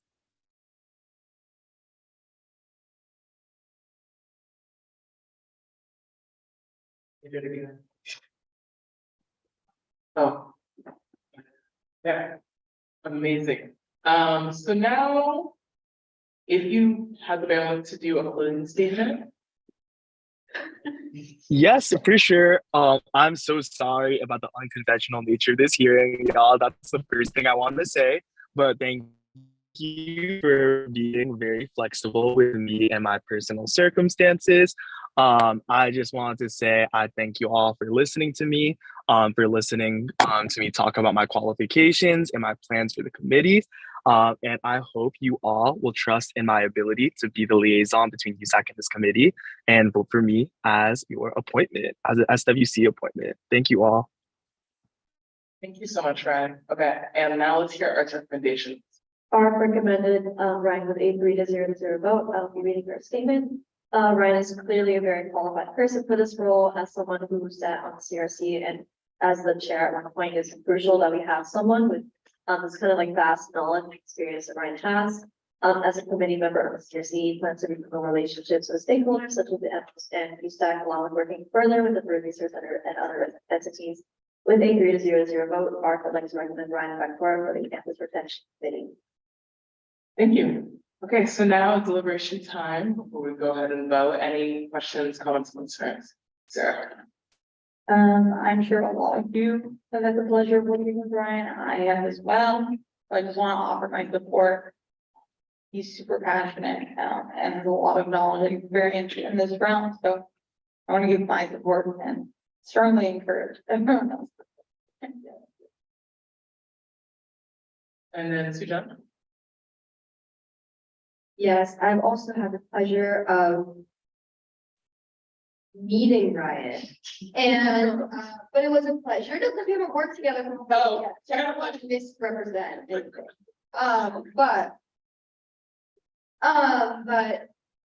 Okay, but Ryan is just very, very intelligent, and so, such a good leader, such a good communicator, so likable, and we do have our trust. Thank you. Okay, I'm gonna go, oh, sorry. I'm gonna go to Janice and then to Alicia. I felt like Ryan, I felt like I should say something because this is my appointment, but thank you for being so consistent. Ryan started reaching out to me for this position over the summer because he's actually was also last year's SWC appointment. So there's been like a sustained effort to stay in touch with us, and I'm excited to hopefully work together. Okay, so, Alicia, did you still? Oh, gotcha. Okay, for sure. All right. So now we'll go ahead and vote. Can I have a motion? I move to appoint Ryan to the campus retention committee for a year. I second. Okay, Sarah motions, Hire seconds, all in favor, please raise your hand. Please lower your hands. All against, please raise your hands. All abstaining, please raise your hand. All right, we'll go to 0-0. Ryan, you are now our campus retention committee appointment. Thank you. And then at Nicole as well, please reach out if you need any support. All right. Okay, so now moving to amazing. So UCLA Committee on LGBTQ Affairs. This is a consent item from what I understand. Is that right? Yes.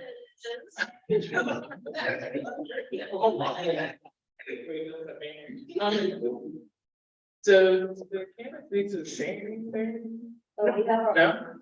statement. Oh, statement. I love that. Okay, so let's hear our statements and then we'll say if there's any opposition. I'll begin with one. I will begin with Adam Bath, who's here.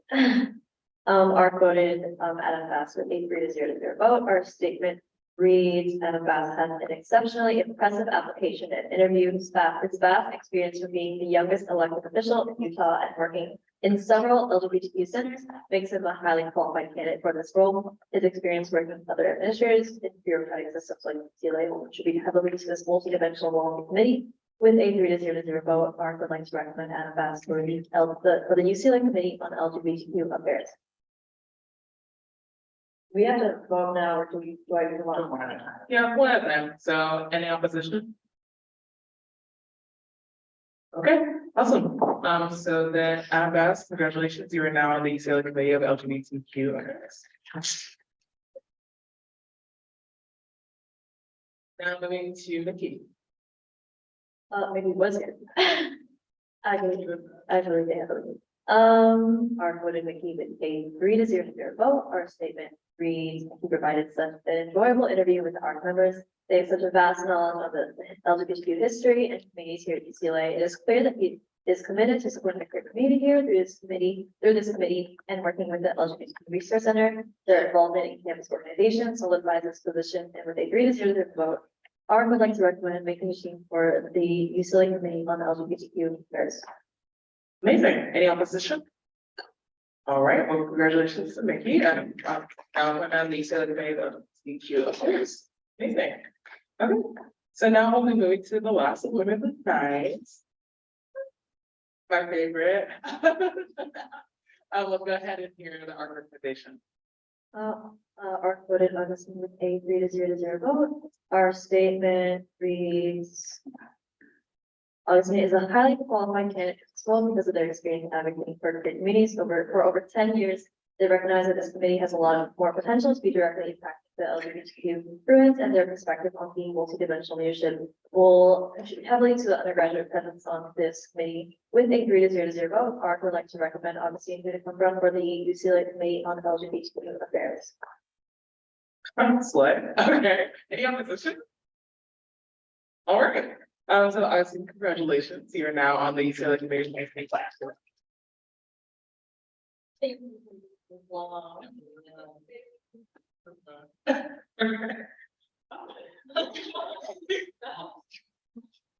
One year appointments.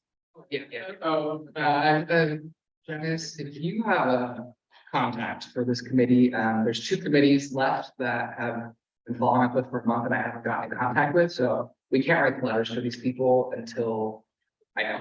Very possibly. Oh, shit, I do have them all, I have a whole right now, I will send you what's up. Thank you. Yeah. Stretch. God, y'all, we're almost done. Thank you so much for bearing with us. So now. Looking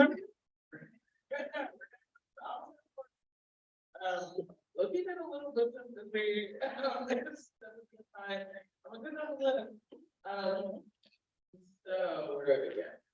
So as I can see, we're going to our general staff applications. We had those open for basically week 0 to like basically it was like a week of applications, and we are excited to have 30 people that applied to our general staff. So we're going to do those and trying to get folks interviewed this week. I was Chancellor Dean Block yesterday about some of the various initiatives and programs for this year that our various offices have and recent resolutions. I had a UC Council of the President's meeting yesterday, which Tyra was able to present the CSA campaigns. Was amazing, and we also got to talk about some campus-wide initiatives that we have, and also preparing for our meetings with President Drake. So we're preparing for the UC Student Wellbeing Summit, which will be in Davis tomorrow. That'll be attending. We also had our downtown programming committee meeting to discuss and draft the program proposals, and also scheduling the time where we can actually go down to see the building and the space that they have. My directors yesterday night to discuss updates, upcoming projects, and a lot more. Had various conversations with Nora this week, the GSA president, about just various issues impacting the community and how we can kind of come together and collaborate.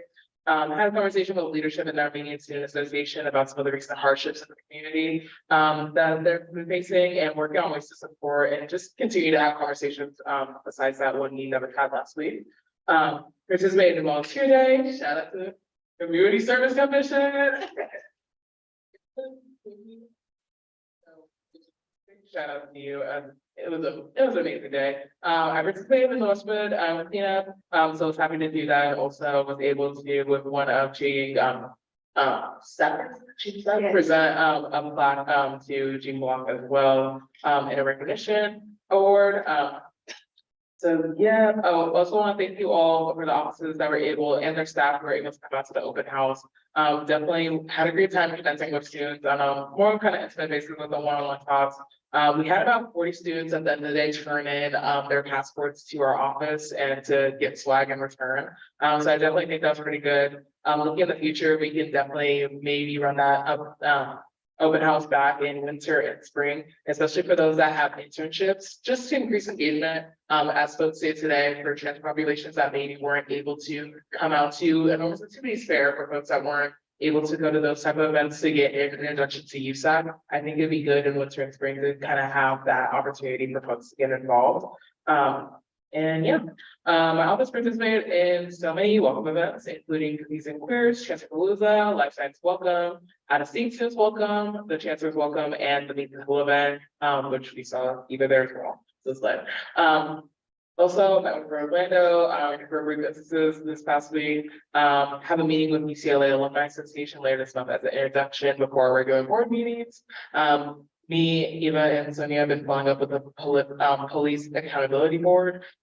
Me and Sonia just sent an email earlier that pointed to our contact with the Campus Safety Oversight Committee to find out more information. And then also I talked to a few people about Budget Review Director to get that kind of squared away soon. Trying our best, and also for the Campus Programs Committee. So we have a few people that are going to be lined up for appointments for our very soon for that, for those two.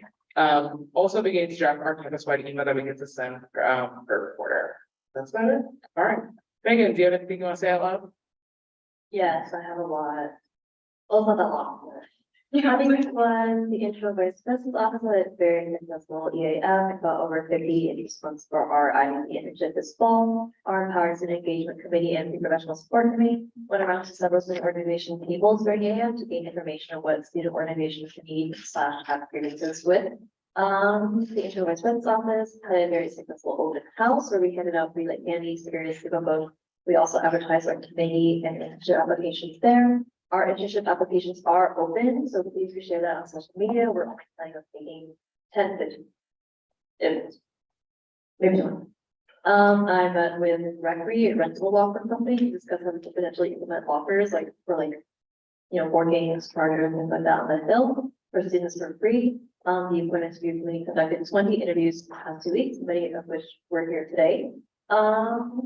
I met with Naomi, Evan, Jonathan, and Janice, to meet with ABC, Michael Beck, to discuss topics including the COVID-19 task force and upcoming like homeless advisory task force, and having undergraduate representation on that group as well. I met with Tyra, Orlando, and Melissa and Pamela from Seoul, and to discuss our joint like TSR IVP student organization workshop. Me and my aunt Josh will be meeting next week with Guy Adams and GSA representation from ASC Split to discuss the annual ASC Split t-shirt contest. My equity transparency and accessibility has been posting agenda previews on our Instagram, so please check that out at USAC IVP. And my office is currently in talks of sponsoring the annual Troop Bird Race Awards and ceremony again. So please watch out for those nominations to come out. Okay. Next we'll be moving to Eva. Hi, everyone. Happy Tuesday. Sorry, I'm going to speak for a long time. So something really exciting that we just got started off is we're collabing with the LA City Department of Planning. They are working on proposing citywide housing incentive program as part of their 2021 through 2029 housing element implementation program. The housing element is essentially a plan that each city in the state of California has to pass every 3 years to share the goals for how they're going to meet like affordable housing goals and things like that. What their plan is for housing over the next 8 years. And so they're actually really interested in coordinating with UCLA students to get their input and feedback regarding the strategies for this proposal. And they currently have like this concept explorer and survey online. And so they are looking for ways to collect feedback that are not from like rich white homeowners, basically. So we're going to have a Q&A and an informational event at the end of October with the city planners. It's like a pretty rare chance to engage with the city on this kind of matter. So I encourage you all to attend. Tentatively, the day right now is October 23rd from 6 to 7 in Kirkhoff. So please mark that on your calendars. The day may change.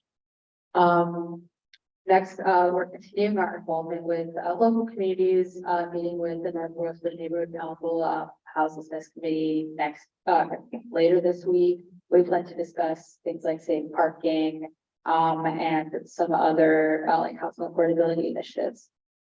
Our fellowship application interviews are being conducted this week. So that's like EVP's internship program. We got a lot of applicants and the interviews are going really well. Also, we are extending the Bruin Advocacy Grant deadline until Friday.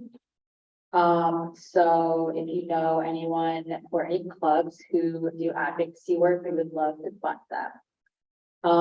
We also finalized our GROWS grant guidelines. I want to give a huge shout out to Ronan, for like slaying that, as well as, yeah, Ronan, thank you. As well as, David, to establish my office. Ronan is actually here, so hi, Ronan. We're also continuing to collaborate with Ignite, student org that focuses on reproductive justice. But we're meeting with them to discuss some host regions, actions, as well as things about the UCSA Acquire, campaign goal.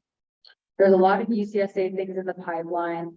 Our board of directors meeting is this weekend, so Tyra and I will both be in Riverside. There will be coordinating UC-wide efforts. So if anything that your office, if there's anything that your office is working on that you would like information on, basically like at other UC campuses, the time to tell me that is now. So I can just ask questions and pass on your information.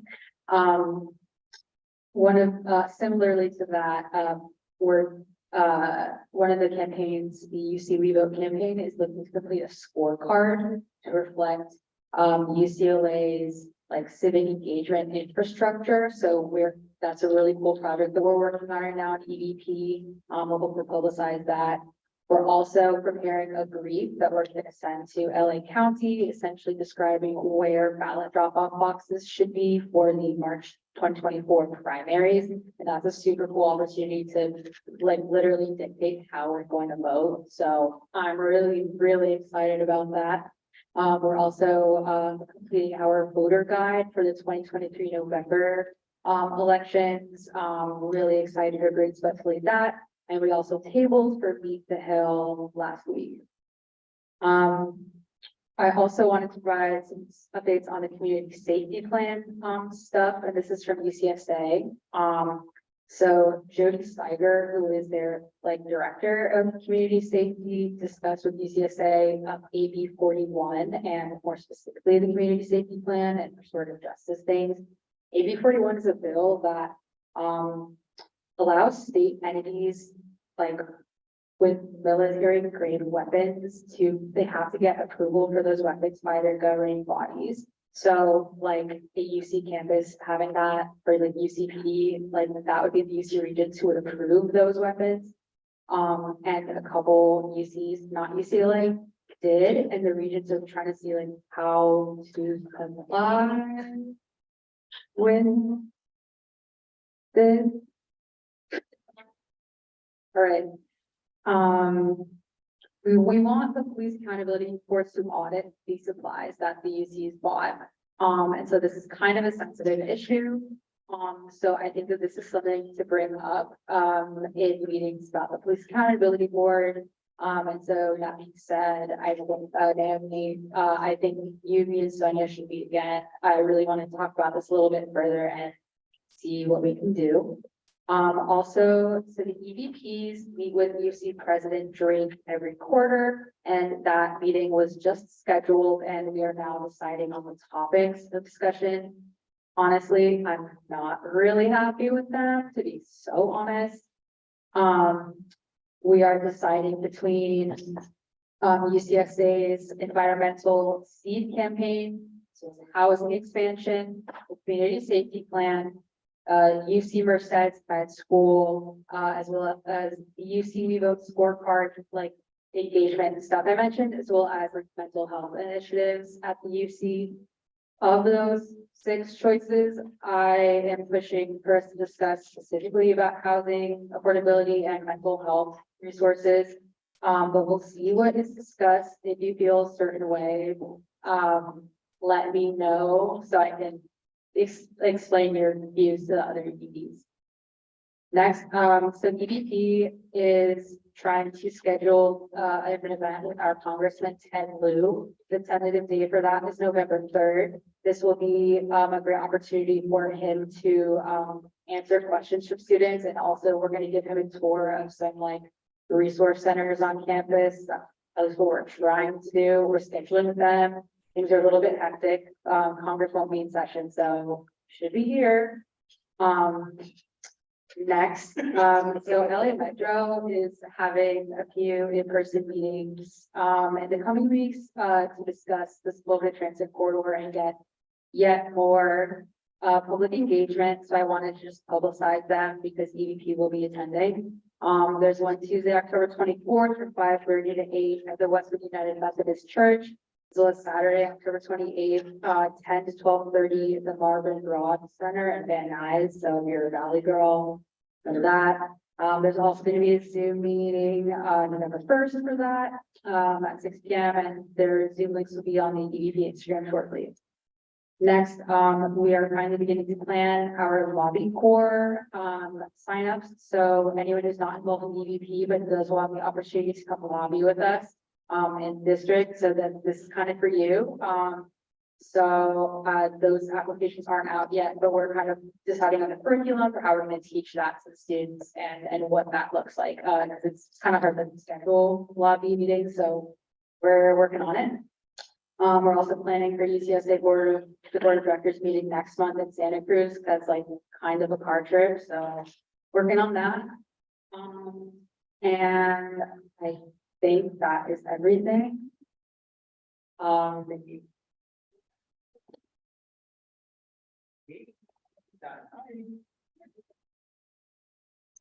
This guy, this is the next time. All right. Hi, everyone. Everything's in my written report. Are we? Oh, should I say it out loud? Good night. Gary, you want to say anything on Just thank you to everyone who donated furniture to our office. Really appreciate it. Everything else is in the written.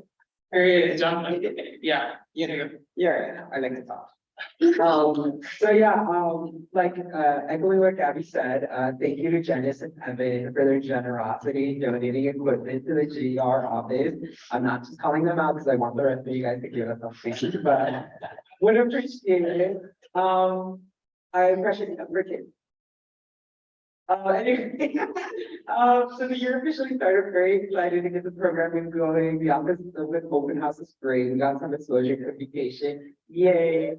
Art has always continued to interview and review those applications, aka my weekly appreciation for Megan and Sarah. Now on to the more things. So I met with Daniela Cortez of the Hispanic Serving to Initiative twice this past week to discuss mobilizing the partnership between USAC and HSI to ensure that students at the center of this initiative and supporting the Hispanic/Latina community on campus, which make up about 21% of the general population. Latina students are also often coming from low income, first generation and transfer background. So it is particularly important to support the community. Now, you may be asking yourself, how can they support this community? Well, actually, Latinx Bienvenida, which will be taking place next Monday from 4 to 6 at Wilson Plaza. It is important that you all be there to please, if possible, just to support more than anything. I'm also very honored to say that I will be speaking during the Bienvenida. I've been selected by the planning committee and I'm very thankful. And, I hope to provide a voice for the elected Latinx community on campus. Me and Daniela in particular discuss short-term and long-term goals for HSI initiative and various methods of support via USAC. So I will continue being in communication. Additionally, I was able to attend the UCEAP Exchange Student Welcome, where I had the opportunity to welcome over 100+ students from all over the world who will be here at UCLA for within a quarter or a year. I welcomed them on behalf of USAC which was really nice, just letting them know that, we represent them just as much as we represent any other student on this campus. I had the opportunity to discuss some with these students, and I was very disheartened to hear the lack of support that these students received. They're coming to the United States for the first time, and they have little to no resources available to them. And so I'm hopeful to support the student population via my efforts to help make UCLA more supportive to these international students who are oftentimes, in very vulnerable positions coming to the country for the first time. I'm very excited with the general representative internship program. Applications have opened. It's a very collaborative experience with GR 1, 2, and 3.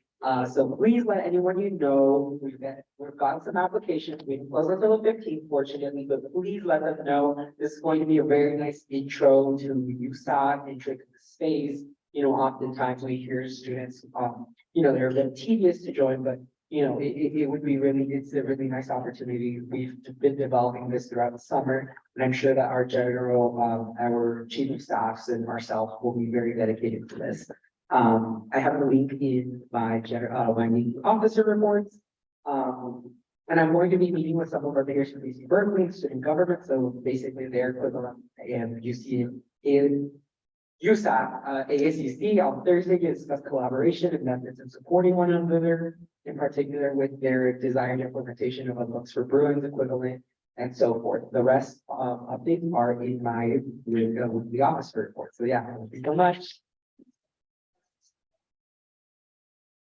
Hi, everybody. I don't have written updates, which I will have by next week, but I will just present some of the highlights of what I worked on recently. So first was AAC was at the USAC open house, which was honestly very successful. And helped me realize that I need to dress up the office, gonna do something to create a cute bulletin board. So akin to the furniture request, if anyone has any extra decorative materials, that would be much appreciated. Besides that, I also was able to attend 2 welcome events, which I was very pleased with. I attended the Filipino student welcome event, as well as the Native American student welcome event. Both were really great experiences. I particularly enjoyed attending the Native American student welcome. They seemed so surprised and pleased to have a USAC person there. The only other USAC person they've met is Tyra. So it'd be fantastic for you all to, if you have the opportunity, attend some of the events that are being put on. I know Tyra also wants to have more discussion about this PO, about MOs. And so this is a great way to just make these issues present in your file. Besides that, I've been working on filling all my remaining appointments. I think it's been going pretty well. I only have a couple seats left on one committee, which is actually not so good because I would hate for it to go without reps completely. But that's the committee on undergraduate admissions and relations with the school. One seat is appointed in partnership with SIOC, and so that I know for sure will get filled, but just working on that. The USIE vice chair is being appointed. Again, USIE stands for Undergraduate Student Initiated Education.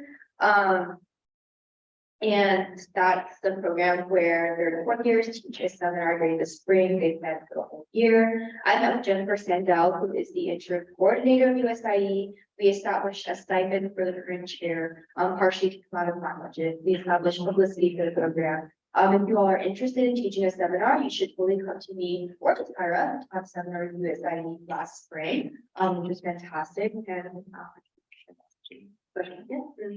And then we held the first AAC general meeting on Monday. That was successful. I will have my first academic senate meeting on Friday. I sit on the undergraduate council. I was assigned to the student and public postdoctoral scholar welcome.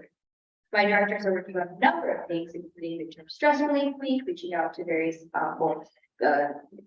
for sponsorship, working on summer transparency report, working with USU to implement their resolution, lots of work on the website. And lastly, of course, in light of public comment, recent events, I would 100% like to say that as a council person, I totally appreciate the values of cooperation and respect. I very firmly and proudly stand against anti-Semitism. And I also stand very firmly and proudly with the Palestinians who are currently suffering under an apartheid regime. Thank you. Can I say good morning? Thank you. All right, Mason, did you want to say anything out loud? All right. All right. Hi, people. Couple updates. It's pretty much the same as last week, but just a couple different things. CEC is hiring. Our applications close tomorrow. We're currently around like 70 people in our commission, and we're aiming to have like around 90 or 100 because we have 8 departments, and they usually have around like 10 to 12 people in each one of them. So applications close tomorrow at 11:59. So if you know anyone that's interested, please let them know. And then, yeah, we're really excited. We're interviewing next week, Monday to Wednesday. Setting up the system on Thursday, and then we're having our all staff retreat the weekend after, like with our groups and everything. So that should be really fun. Shout out to Jonathan and Linda for helping us with our money order because no one wants to pay for a retreat out of my credit card to get reimbursed. Like, that's scary. So we're really excited about that. And yeah, event wise, Earth sessions happened this past Sunday, which we're really excited about how it turned out. It's a collaboration between the intersectional environmentalists, Common Experience, and CEC. And yeah, it was really great. The musical artist was really great. The speakers were really awesome. And yeah, we're hoping to have a follow-up, like just speakers event at the end of the quarter to kind of highlight this theme of intersectional environmentalism again with the Common Experience. And yeah, hopefully have like some more other relevant public figures that can like talk on that, and that students will be excited about. But yeah, more information coming soon. And then this week and next week, we have 3 screenings planned up. All the information, like in the specifics, are on the document. But the first one is tomorrow. It's an early screening of Foe at the Landmark Theater. It's our first at the Landmark Theater. So that should be really cool. And then Nowhere, the day after that, that's in JBT, James Theater, Golf Garden. And that has a Q&A from the director and the actors of the movie. And then the next week on October 11th, which is Wednesday, we have another screening at the Landmark of Cat Person, which also has a Q&A from the film director. So yeah, very exciting. And yeah, of course, if you are interested in planning any events in collaboration with us, please reach out. We're really looking to like collaborate with more of y'all this year and do bigger things. So yeah, shout out that. Period, especially the borough office, I would love to. So let's pass it to community service. Wait, community service commission, did you want to say anything else? Yeah. Yeah. Really fast. Okay, for sure. Thank you. Okay, hi everyone, I'm gonna make this below minutes. Just 2 things. So last week, volunteer day was a success. Thank you to everyone who came out. I just want to shout out Volunteer Center, our lead director of programming, the internal programming and service education team in CST for working over the summer. And if any of you attended and have feedback, it is welcome. We'll be sending out a feedback survey very soon. And the most important announcement is that Survocracy Fest is happening tomorrow, 4 p.m. to 7 p.m. at Wilson Plaza. So we will have over 35 student service groups with interactive activities. If you go to different booths and learn about those social issues at the clubs, you can redeem free food from Austin's food truck and a bunch of other prizes. So come out and come early because I don't think we have enough prizes. And the rest are in my written report. Okay, passing it on. Awesome. Okay, sorry. Right. Yeah. Evan. Wait. Sorry. Oh, I'm so sorry. I lied. Okay. Okay, Alicia. Yeah, sorry, I'll fix it later on, but yeah, I wanted to do a voice one. So tomorrow, or Wednesday, I scheduled because one of our co-directors today to come and lead it, so fortunately that has happened. But, right now, next week, we will have our first word on Wednesday with collaboration with artists and the appearances, so yeah, 6 to 8 in the art gallery. Another update is that we hired a second week of staff, and we're fully staffed with our e-board for the year. We also closed our call applications, received, well over 150 applications, which is really, really exciting. We are trying to finish hiring by early next week, but interviews will start on Monday, tomorrow. Our application is weekend, and so, all of my engineering directors and the keyboard will coordinate like who wants who, like, like decide, who they want to hire and have that time to focus, but as well as like going over hiring, going over expectations, going over how to finish right. And other, administration like typical stuff that the executive board do. Our policy is next weekend, once we have everyone and our staff, working on finalizing engineering and our rec, so that we can get those, the Airbnb and the food and activities done.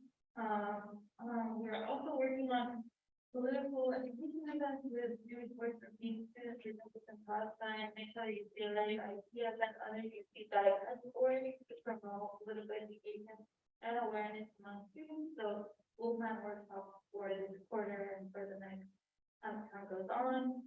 We are now preparing, now we are accepting positions for from Latinx and Filipino students for our art gallery to celebrate and honor Hispanic and Filipino American Heritage Month, to celebrate the end of the Hispanic Heritage Month and the beginning of Filipino American Heritage Month.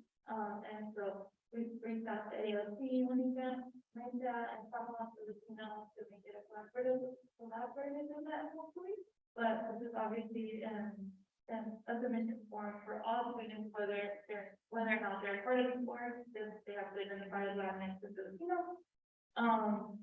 We also did connect with the Armenian Association, in light of the different attacks on the Armenian community at the University of Southern California, and so we connect with them on a collaboration such as a diversity tour to Little Armenia, like we did last quarter, or an art gallery for Armenian Heritage Month, which is in April. But I will be bringing in with Vice Chancellor Monroe to see if he has paid attention to the resolution we've written before on the council in support of Armenian students, and as well as other resolutions. Then, around Wednesday, our series and World Fest team is going to do our second annual Native Expressions event collaboration with ASA. So we're going to begin having setting up teams to coordinate that event, hopefully making it 2 days instead of 1 this year, and it's expanding. And we're also our intern class is back in session, so once we get our staff hired, we are ordering a microphone, because one of their initiatives is to say that the podcast is censored by DOC and other marginalized community voices on issues like affecting our community. So we're ordering a microphone so that they can do a podcast. I'm also connecting with Melissa, which is a soul advisor. But she's also passed along. She was a World Fest director in her time here, and her late husband, I'm forgetting his name, but he was a tax commissioner, so I'm excited to see her later this week. And also my funding director, Jeffrey, updated the tax guidelines for the Art Institute Fund and with Fernando and our timeline, so we will go over them to you tonight. And also our applications for staffing our committee, which is really, really important. We'll be releasing soon, hopefully by the end of next week. And these positions are sized in, so please share them to the best we can, to size it as well as we can, so that people want to join and, and that's all of that is for the report. And that's all. Okay, thank you. And brief, before we go to our next commissioner, I need y'all to kind of go through these guidelines if you haven't already, just so that we can kind of wrap it up. So the crew that is waiting to flip this room can't have time to flip this room in their like designated working period, because we need to get out of here soon. So sorry about that. So if you haven't looked through the guidelines, you look through them because we're gonna kind of go through them quickly tonight. Okay, now moving on to Facilities Commissioner Evan. Did you want to say anything out loud? Oh, no, period. I love you. Okay, so now we'll be moving forward with Sarah. Anything out loud? It's all in the report. All righty. All right. Janice. Amazing. Sarah, let's pass the mic. I won't waste too much time. I just wanted to let y'all know that Transfer Friday is coming up. I'm really excited. I'll send y'all like the flyers in the chat, but y'all could go to this one event. That would be great. There's particularly one event that me and Megan are collaborating on, in combination with Soul, Transfer Leadership Empowerment Fair. So I would like a place in that and follow your office and you all in the transfer school. More than willing to hold that space, but that's about it. Thank you. Okay, so now we'll go to Adam. Let's up. Adam's going to get them back. Don't trip on anything. Don't sue.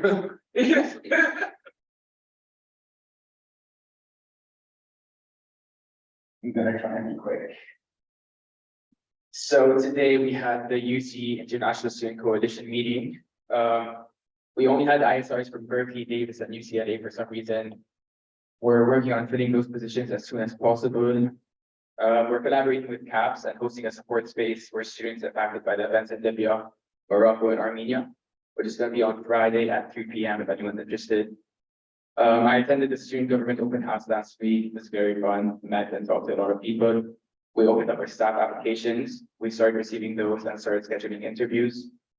I'm meeting with the communications coordinator of DASHU tomorrow to talk about the ISR website and DASHU X ISR relations.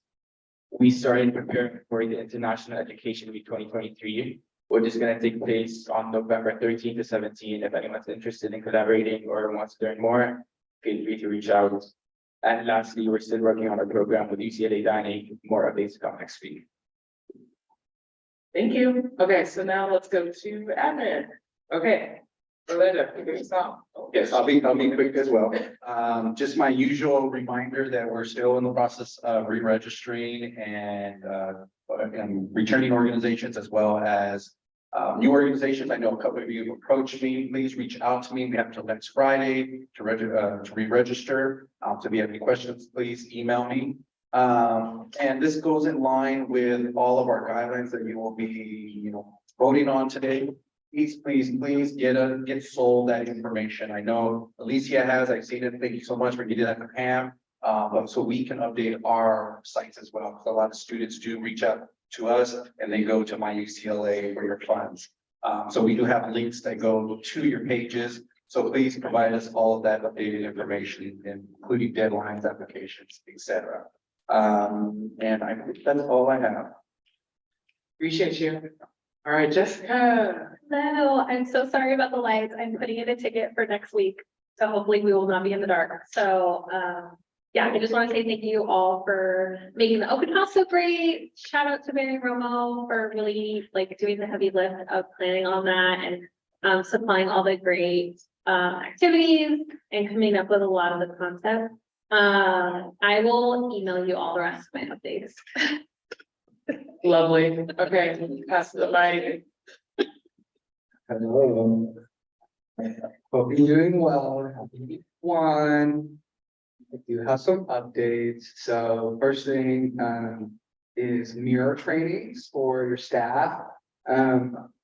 Jack has responses for from Naomi, Eva, Jonathan, Sujana, and Janice. If you are not one of those 4 people, please respond to Jack as soon as possible. If you've already responded with a date that has already passed, you're not on this list, please respond. Yeah, we're aiming for weeks 2 or 3 for the most part. And we're gonna come in and do all the things that your staff needs to know to help make your lives easier. Keep bringing your funding guidelines. And as you bring your funding guidelines and you open your apps, just a reminder to use that universal funding sheet. That is how SJ will get you your event codes. And it is a great form for transparency. Next week, we are still we're in person in perpetuity now, but we do have another in-person training next week. Again, at 6 p.m. This is your care mandatory training. Please do your best to arrive before 6, just out of respect for our presenter and so that you all can start meeting on time. And we will have this room starting at 5:30, so feel free to come as early as you please. Today you all got your nameplates and mailbox keys. Your nameplates are yours to keep. Please bring them every week to meeting. They're a great way for the public to know who you are. And it makes you all official, if I do say so myself. We rekeyed all of the mailboxes this summer. So the mailboxes are on the 3rd floor of Kirkhoff, and you go straight out from Naomi's office, right by the GSA lounge.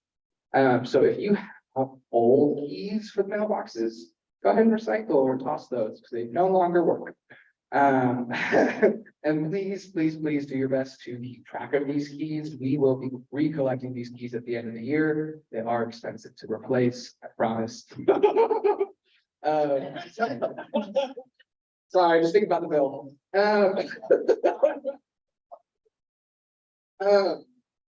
And with your mailboxes, so in the past, maybe some of you have gotten an email from our SGS team that's like, you have a letter. We won't be sending those anymore. When we get letter mail, it's just gonna go direct to your mailbox and it's on y'all to check your mailboxes. We will still email you when you have a package. But letters are now up to you. Also for mailboxes, keep in mind that there will be the large box in the bottom left-hand corner is 5 cops box. And then one of the outgoing mailbox eventually will be SGA's box. So if you have physical recs to turn in, it's a great place to do it. I want to emphasize hiring, getting on hiring as soon as humanly possible, and just emphasizing that there is no back pay, there is no retroactive pay. So if you don't start hiring your people until next month, they do not get the pay raise. So that encourage you to do this as soon as you can. The next thing, just because it's come up in some of our appointments recently, if there's an appointment that is like a member of your staff or it's like one of your friends, you are welcome to vote if you like. You're also welcome to abstain if you like. That's just a personal choice that they're just to clear up any confusion that might be there. And then last, I sent an email a couple hours before this meeting about your quarterly SGS check-ins. These are mandatory, and you will be meeting with your designated SGS staff member. So please sign up. All of our Calendlies are hyperlinked on our names. Please sign up for your meeting by the end of this week for a meeting that is no later than the end of week 3. And that's it. You know where to find me. Okay. That's a wrap on that. So now we don't have any old business, so we'll be going to new business. So Eva, starting with the gross grant deadlines. Hi, everyone. I'll make this quick. So the GROWS grant stands for the Grassroots Organizers for Working Students grant, and it is essentially a grant that we are hoping to give to students looking to organize their workplace.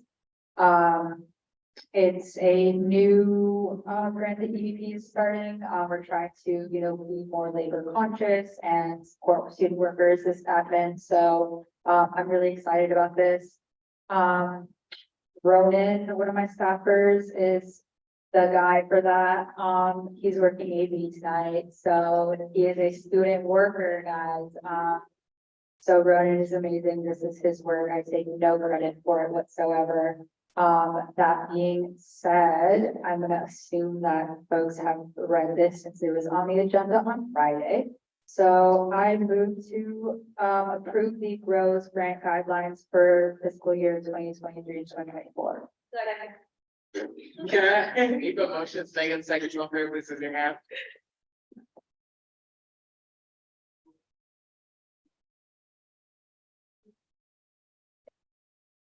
Okay. Lisa, on upstairs. Yada yada. With a vote of 14-0, the GROWS grant guidelines for 2023-2024 are approved. Amazing. Okay, so now we can.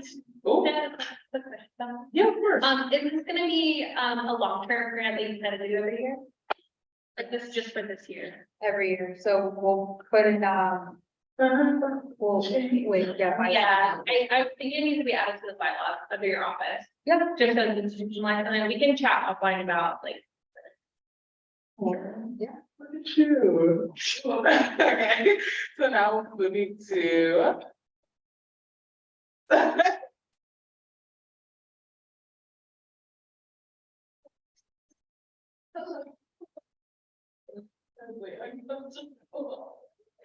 Okay, hi everyone.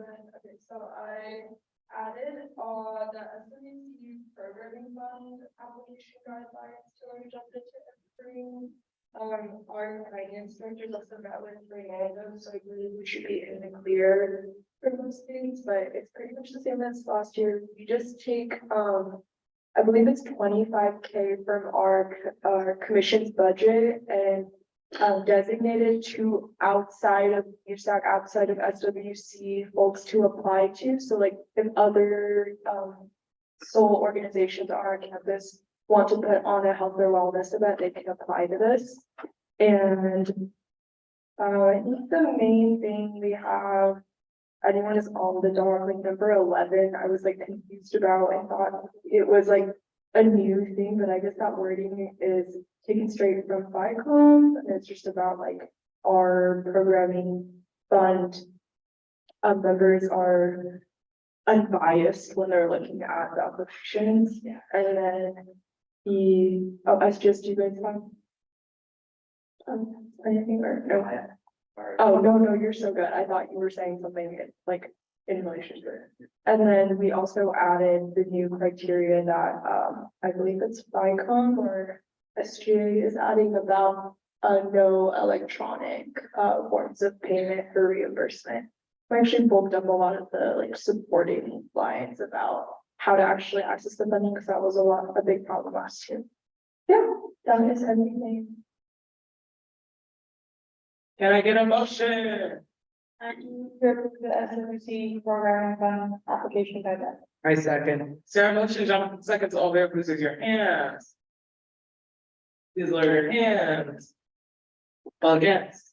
Standing. We'll vote of 14 to 0, SBC programming fund application 2023-2024 guidelines are approved. Yay. See you. 7 more. Hi. Tired, but. Mood. I'm mic for you. Where's the mic? Eva. Oh, I'm sure you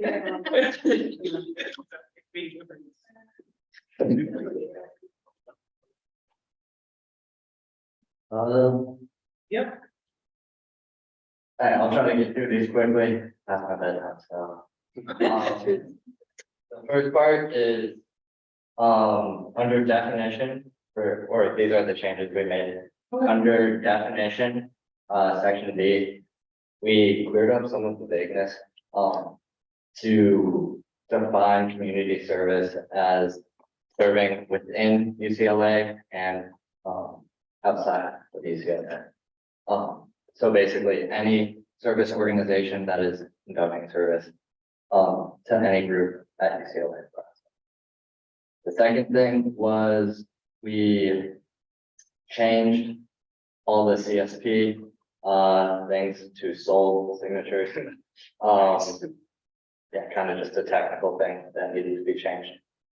The third thing is under voting privileges, we included a section that talks about the things that can be voted on, like, so that includes allocation amounts, approval for hearing, time and place for committee meeting, and application deadlines. The next thing is under eligible organizations. We said we added a section noting that the service organization can either serve underserved population or historically disadvantaged groups. It's important to sort of support the diverse range of organizations in their service activities.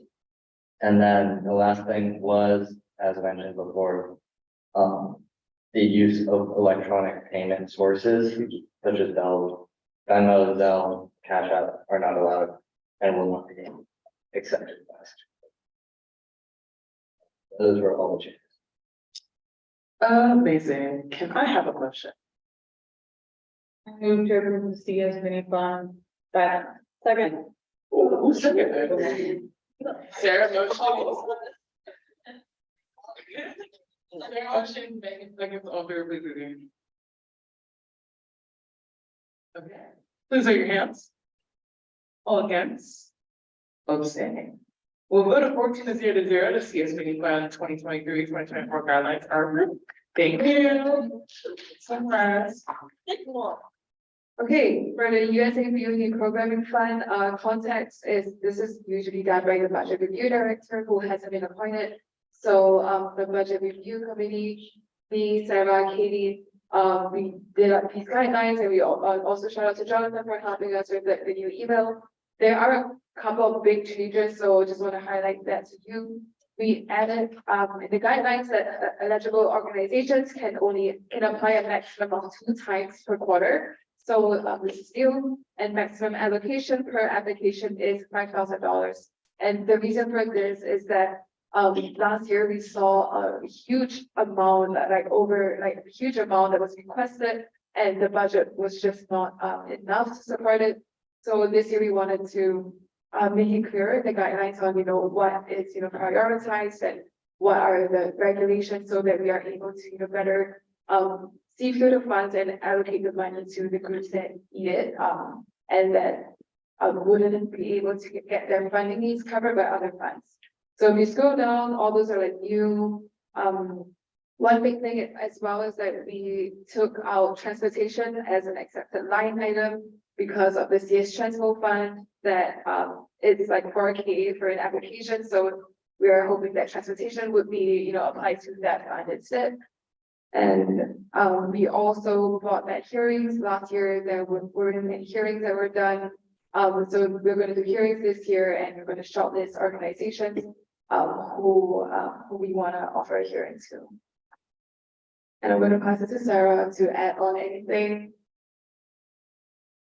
I think she pretty much covered it. The only thing that I want to add is, we added specific deadlines of when allocation should be distributed, just because that stores are waiting a bit to get their rec form following like our allocation. And then just making sure we're not missing anything.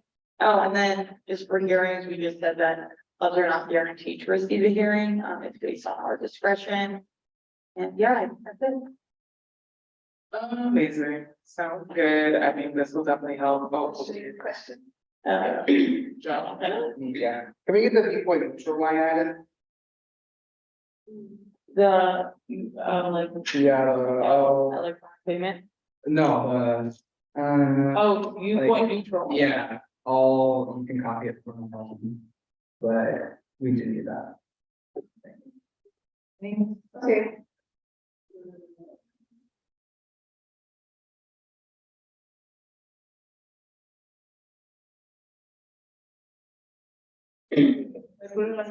Your answer.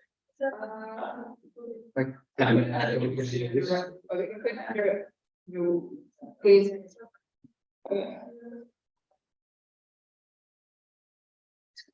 Thank you. Okay, any other questions? This is thank you for doing that. For sure. Can I have a motion? I want to approve BOD guidelines. Second. Okay, there are motions being second over, please raise your hand. All right, please lower your hands. All against? All abstaining. Okay, we'll vote 14 to 0. The USA BOD programming funds 2023-2024 guidelines are approved. Okay. Okay, next one is really fast. You already approved it last week, but I added 15K to the budget. So I had to search the other best guidelines 23-24. Second. Motion. All purposes in hand. Okay. We'll vote 14 to 0 with the updated SFS 2023-2024 guidelines are approved. All right, so Jana is next with TGMF. Yeah, this is also very fast. There's not a lot that has changed. Everything that has changed since last year is highlighted in red. Just to note, this travel grant mini fund was created as part of the social justice referenda. And so this is, kind of more targeted towards those more underserved, historically marginalized communities that, may not have had access to those, and who certainly have access to the sacred events. Everything here, yeah, is about the same. If you scroll to the bottom, you'll see that what's highlighted in red is just the contact email has changed. And then TGMF is going to have 10.5K to distribute in fall 2023. That's a large amount, but airfare is expensive. We have a budget of 500 per person per event. So if one wants to apply for larger events, we, hopefully can be able to support something like that. And hopefully we use surplus to supplant the fund for other committees. If all money isn't used, then of course this will roll over. And then we went ahead and added the electronic payment disclaimer as well. Very good. Oh, John. We have the viewpoint control room, please. Yeah, I thought it was in there. Let me take a look, and if it's not, then yeah. Yeah. There's a reason, that being like, if something happened, where it's just like. No, it's in your bylaws, are all part of the viewpoint control, so that's one that's been around for a long time. Ooh, okay, yeah, I've added it. With that addition, any questions before we go? Okay. Sarah? I move to approve the TGML guidelines 2023-2024. Is that? Okay, Sarah, motion, John, second, all fair, please raise your hand. Or is it a Okay, I was like. Alright, all against, all abstaining. All right, we'll go to 14-0, the TGMF guidelines for 2023-2024 are approved. There's more. Okay, so that's about to you. Yeah, the next one as well. So the academic success referendum fund, what is changed in red is about the same. I did change a bit from last year under board purpose, and so this is because the original purpose that has been used for quite a while. I don't think like even this last year said like 2020 to 2021 academic year. So I just don't know if it's been probably looked at for a minute. And the purpose basically said, academic advocacy for things such as lowering professor-student ratio, offering more courses, etc. But I just think over the years, like the nature of the fund has changed in that the organizations applying are like not really doing those things at all. It's more so true to the new purpose that I've written here. Some things have remained the same, such as funding the creation of academic support resources and improving the quality of undergraduate education. But ultimately, most of the applications we get for this are more so like promoting extracurricular academic development. For example, the tracking sheet last year mentioned things such as doing formula basing, helping students, teaching students the fundamentals of the design of application, right? So things of that nature. That's all. And then I do have a viewpoint neutral statement in this one. And if you scroll to the bottom, I've added the electronic payment clause. ASRF will have $4,500 to allocate. No, not right. So that's $18,000 to allocate rather, for the whole year. Cool. Any questions? Can I have a motion? I move to approve the ASRF funding guidelines 2023-2024. Second. Oh my God. Sarah motions, Megan seconds, all fair, please raise your hands.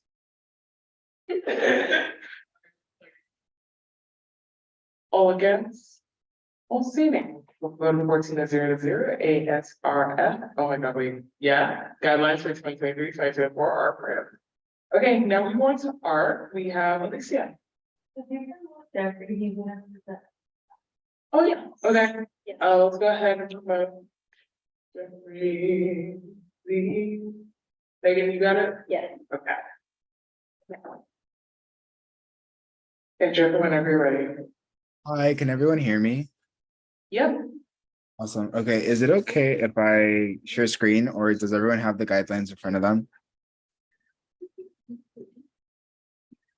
We have both, but if you want to share screen, that's nice, yeah. Okay. Well, I think it's disabled right now. Oh, yeah, never mind.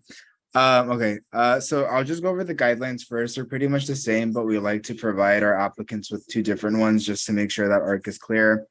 If you go through them, most of the changes that are made, you can either see where things were struck and then the additions are just what's in bold. So I think one of the biggest changes this year was just how much folks are eligible for. So it's a little bit lower down here, but we're lowering the maximum amount that an org can be funded to 2,000 just because the fund was really saturated last year.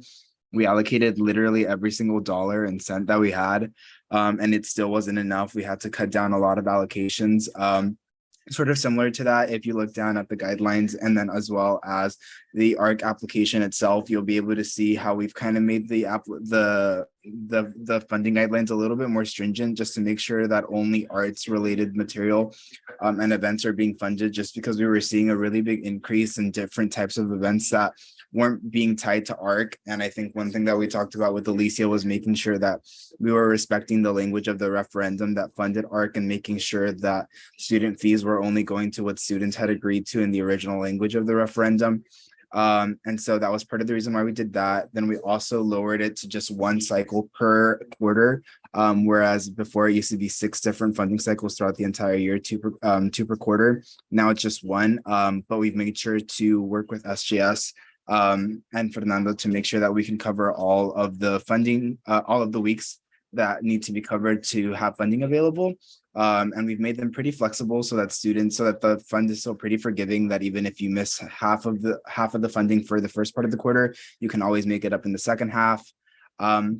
We've also made it a lot more clear on how you can reach CAC, how you can reach ARC, and different ways that you have to promote CAC specifically, and making sure that folks know that CAC is what's funding your event. And that's pretty much it. The other thing is we just got very specific with the funding deadlines and the hearing schedule, and made sure to just do them all throughout the same week so that everyone sort of has a fair shot and like rolling review of applications, and instead making sure that everyone's on the same timeline. But yeah, the only other thing, sorry, is community fund. People keep asking for community fund, but that's something that's only ever existed when USAC surplus decides to fund it.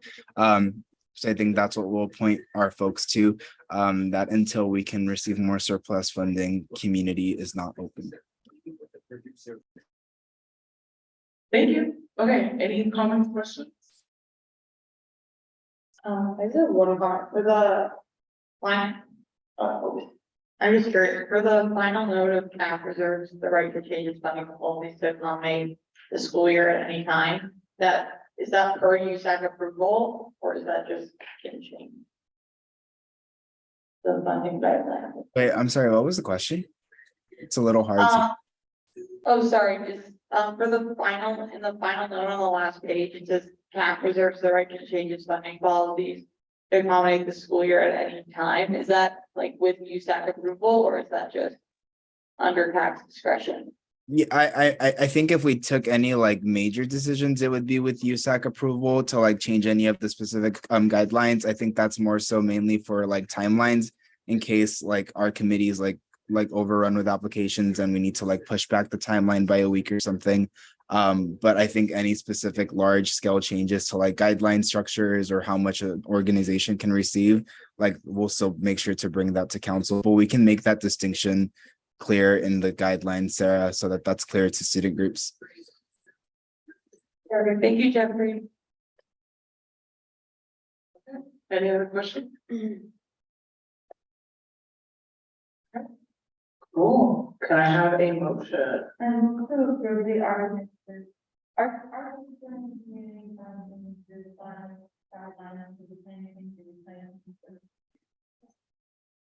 Alicia motion, should I second? All right, please raise your hands. All against, please lift your hands. All same, please raise your hands. Okay, Evan, I don't know if you voted on that one, so I'm just. Well, vote 15-0-0. Archive lines for 2023-2024. 15. Oh. 13. That's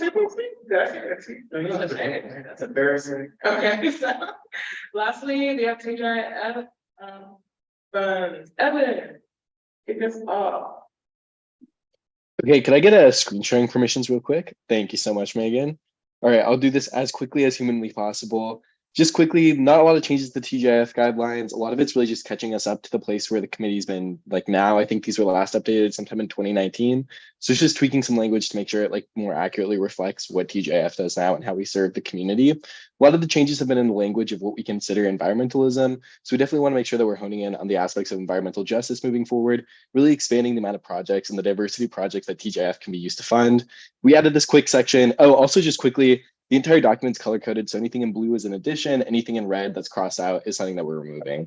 So we did add this like quick little section about making sure that we're expanding the student body's awareness of the fund, make sure they're providing transparency regarding how projects are funded and the amount of funds that go to each project. I just think it's good stuff to have in the bylaws, didn't have them in there last time. Also just changing the process in which we appoint people to TGIF. There's this like whole thing where it was like elections between the different groups that are registered as environmental organizations under SOL, and that just has not been happening since like at least the past 10 years. So it just was something that we wanted to take out just to make sure it reflects kind of how the process looks like now, which is just an appointment from the TGIF chair, which would be the facilities commissioner. Other little changes here and there, also talking about like the vice chair process. Again, that's just something that we don't really do anymore in the TGIF office. I think probably one of the more bigger changes is here when we're talking about the outcomes that different projects have. We've been very strict about having like measurable outcomes, measurable direct outcomes. We want to change the wording here to again make it kind of more flexible. Just make sure that TGIF can be applied to a much greater diversity of projects moving forward and kind of reflect the projects that we already do fund. So we kind of changed the wording here, talking about what direct project outcomes can look like and then indirect outcomes for projects, which are kind of related more to those abstract, the long-term, and maybe less immediately quantifiable results. Other things too is just because of the way that we're changing the funding body with applications, instead of doing a main and a mini fund this year, we're actually going to combine the two. The applications themselves are essentially identical, but we would have the main fund due the beginning of each quarter, and then the mini funds due every even week, so your weeks 2, 4, etc.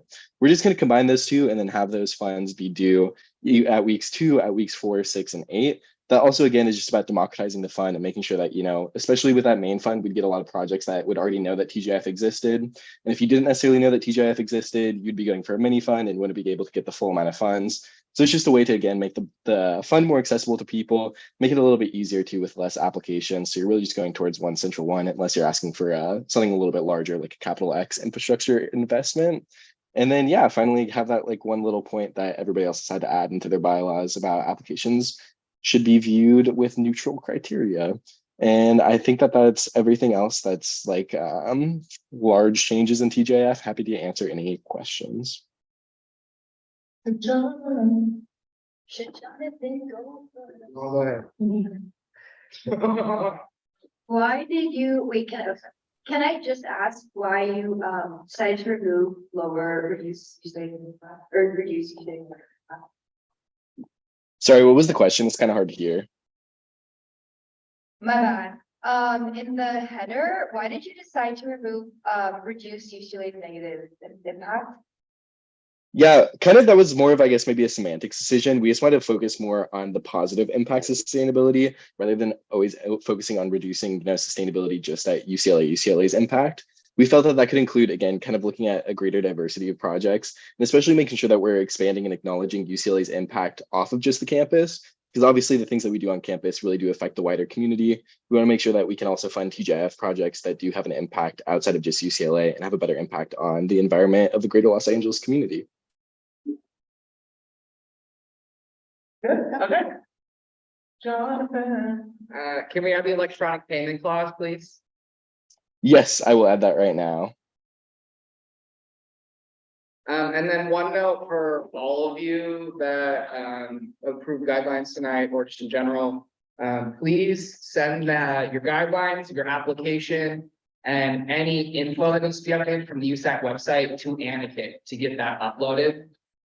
So that you can direct people to the website to apply for your funds. So what's to avoid your bounds, maybe make sure to send your guidelines, application, and other things credit to being updated on the USAC website. To name again, Anakin. I'll send it. So yeah, and send in the Slack as well. Eva, question. I know that, I think Jessica, you just raised this issue, with Rose just getting approved. I looked through the bylaws and I can't find any currents in there or like funds, like, is that where they go to get put apart or like? I'll have to look into that. I'm not sure. I mean, I thought that they usually were like major initiatives were but. Yeah, cause I mean, at least for me, like, I just looked through like, a lot of shit. Yeah. One question. Okay, so, now can we do the one of the guidelines real quick? I move to approve TGIF 2023-2024. A second. Okay. Mayor, Vice Chair. Okay, raise your hands. All yes, please raise your hands. All saying please raise your hands. We'll go to 14-0, TGIF 2023-2024 guidelines are approved. And amazing. If you have any questions, feel free to talk to people, Slack, email, all the above, text if you want to. Besides that, meetings adjourned at 10:34. Yeah.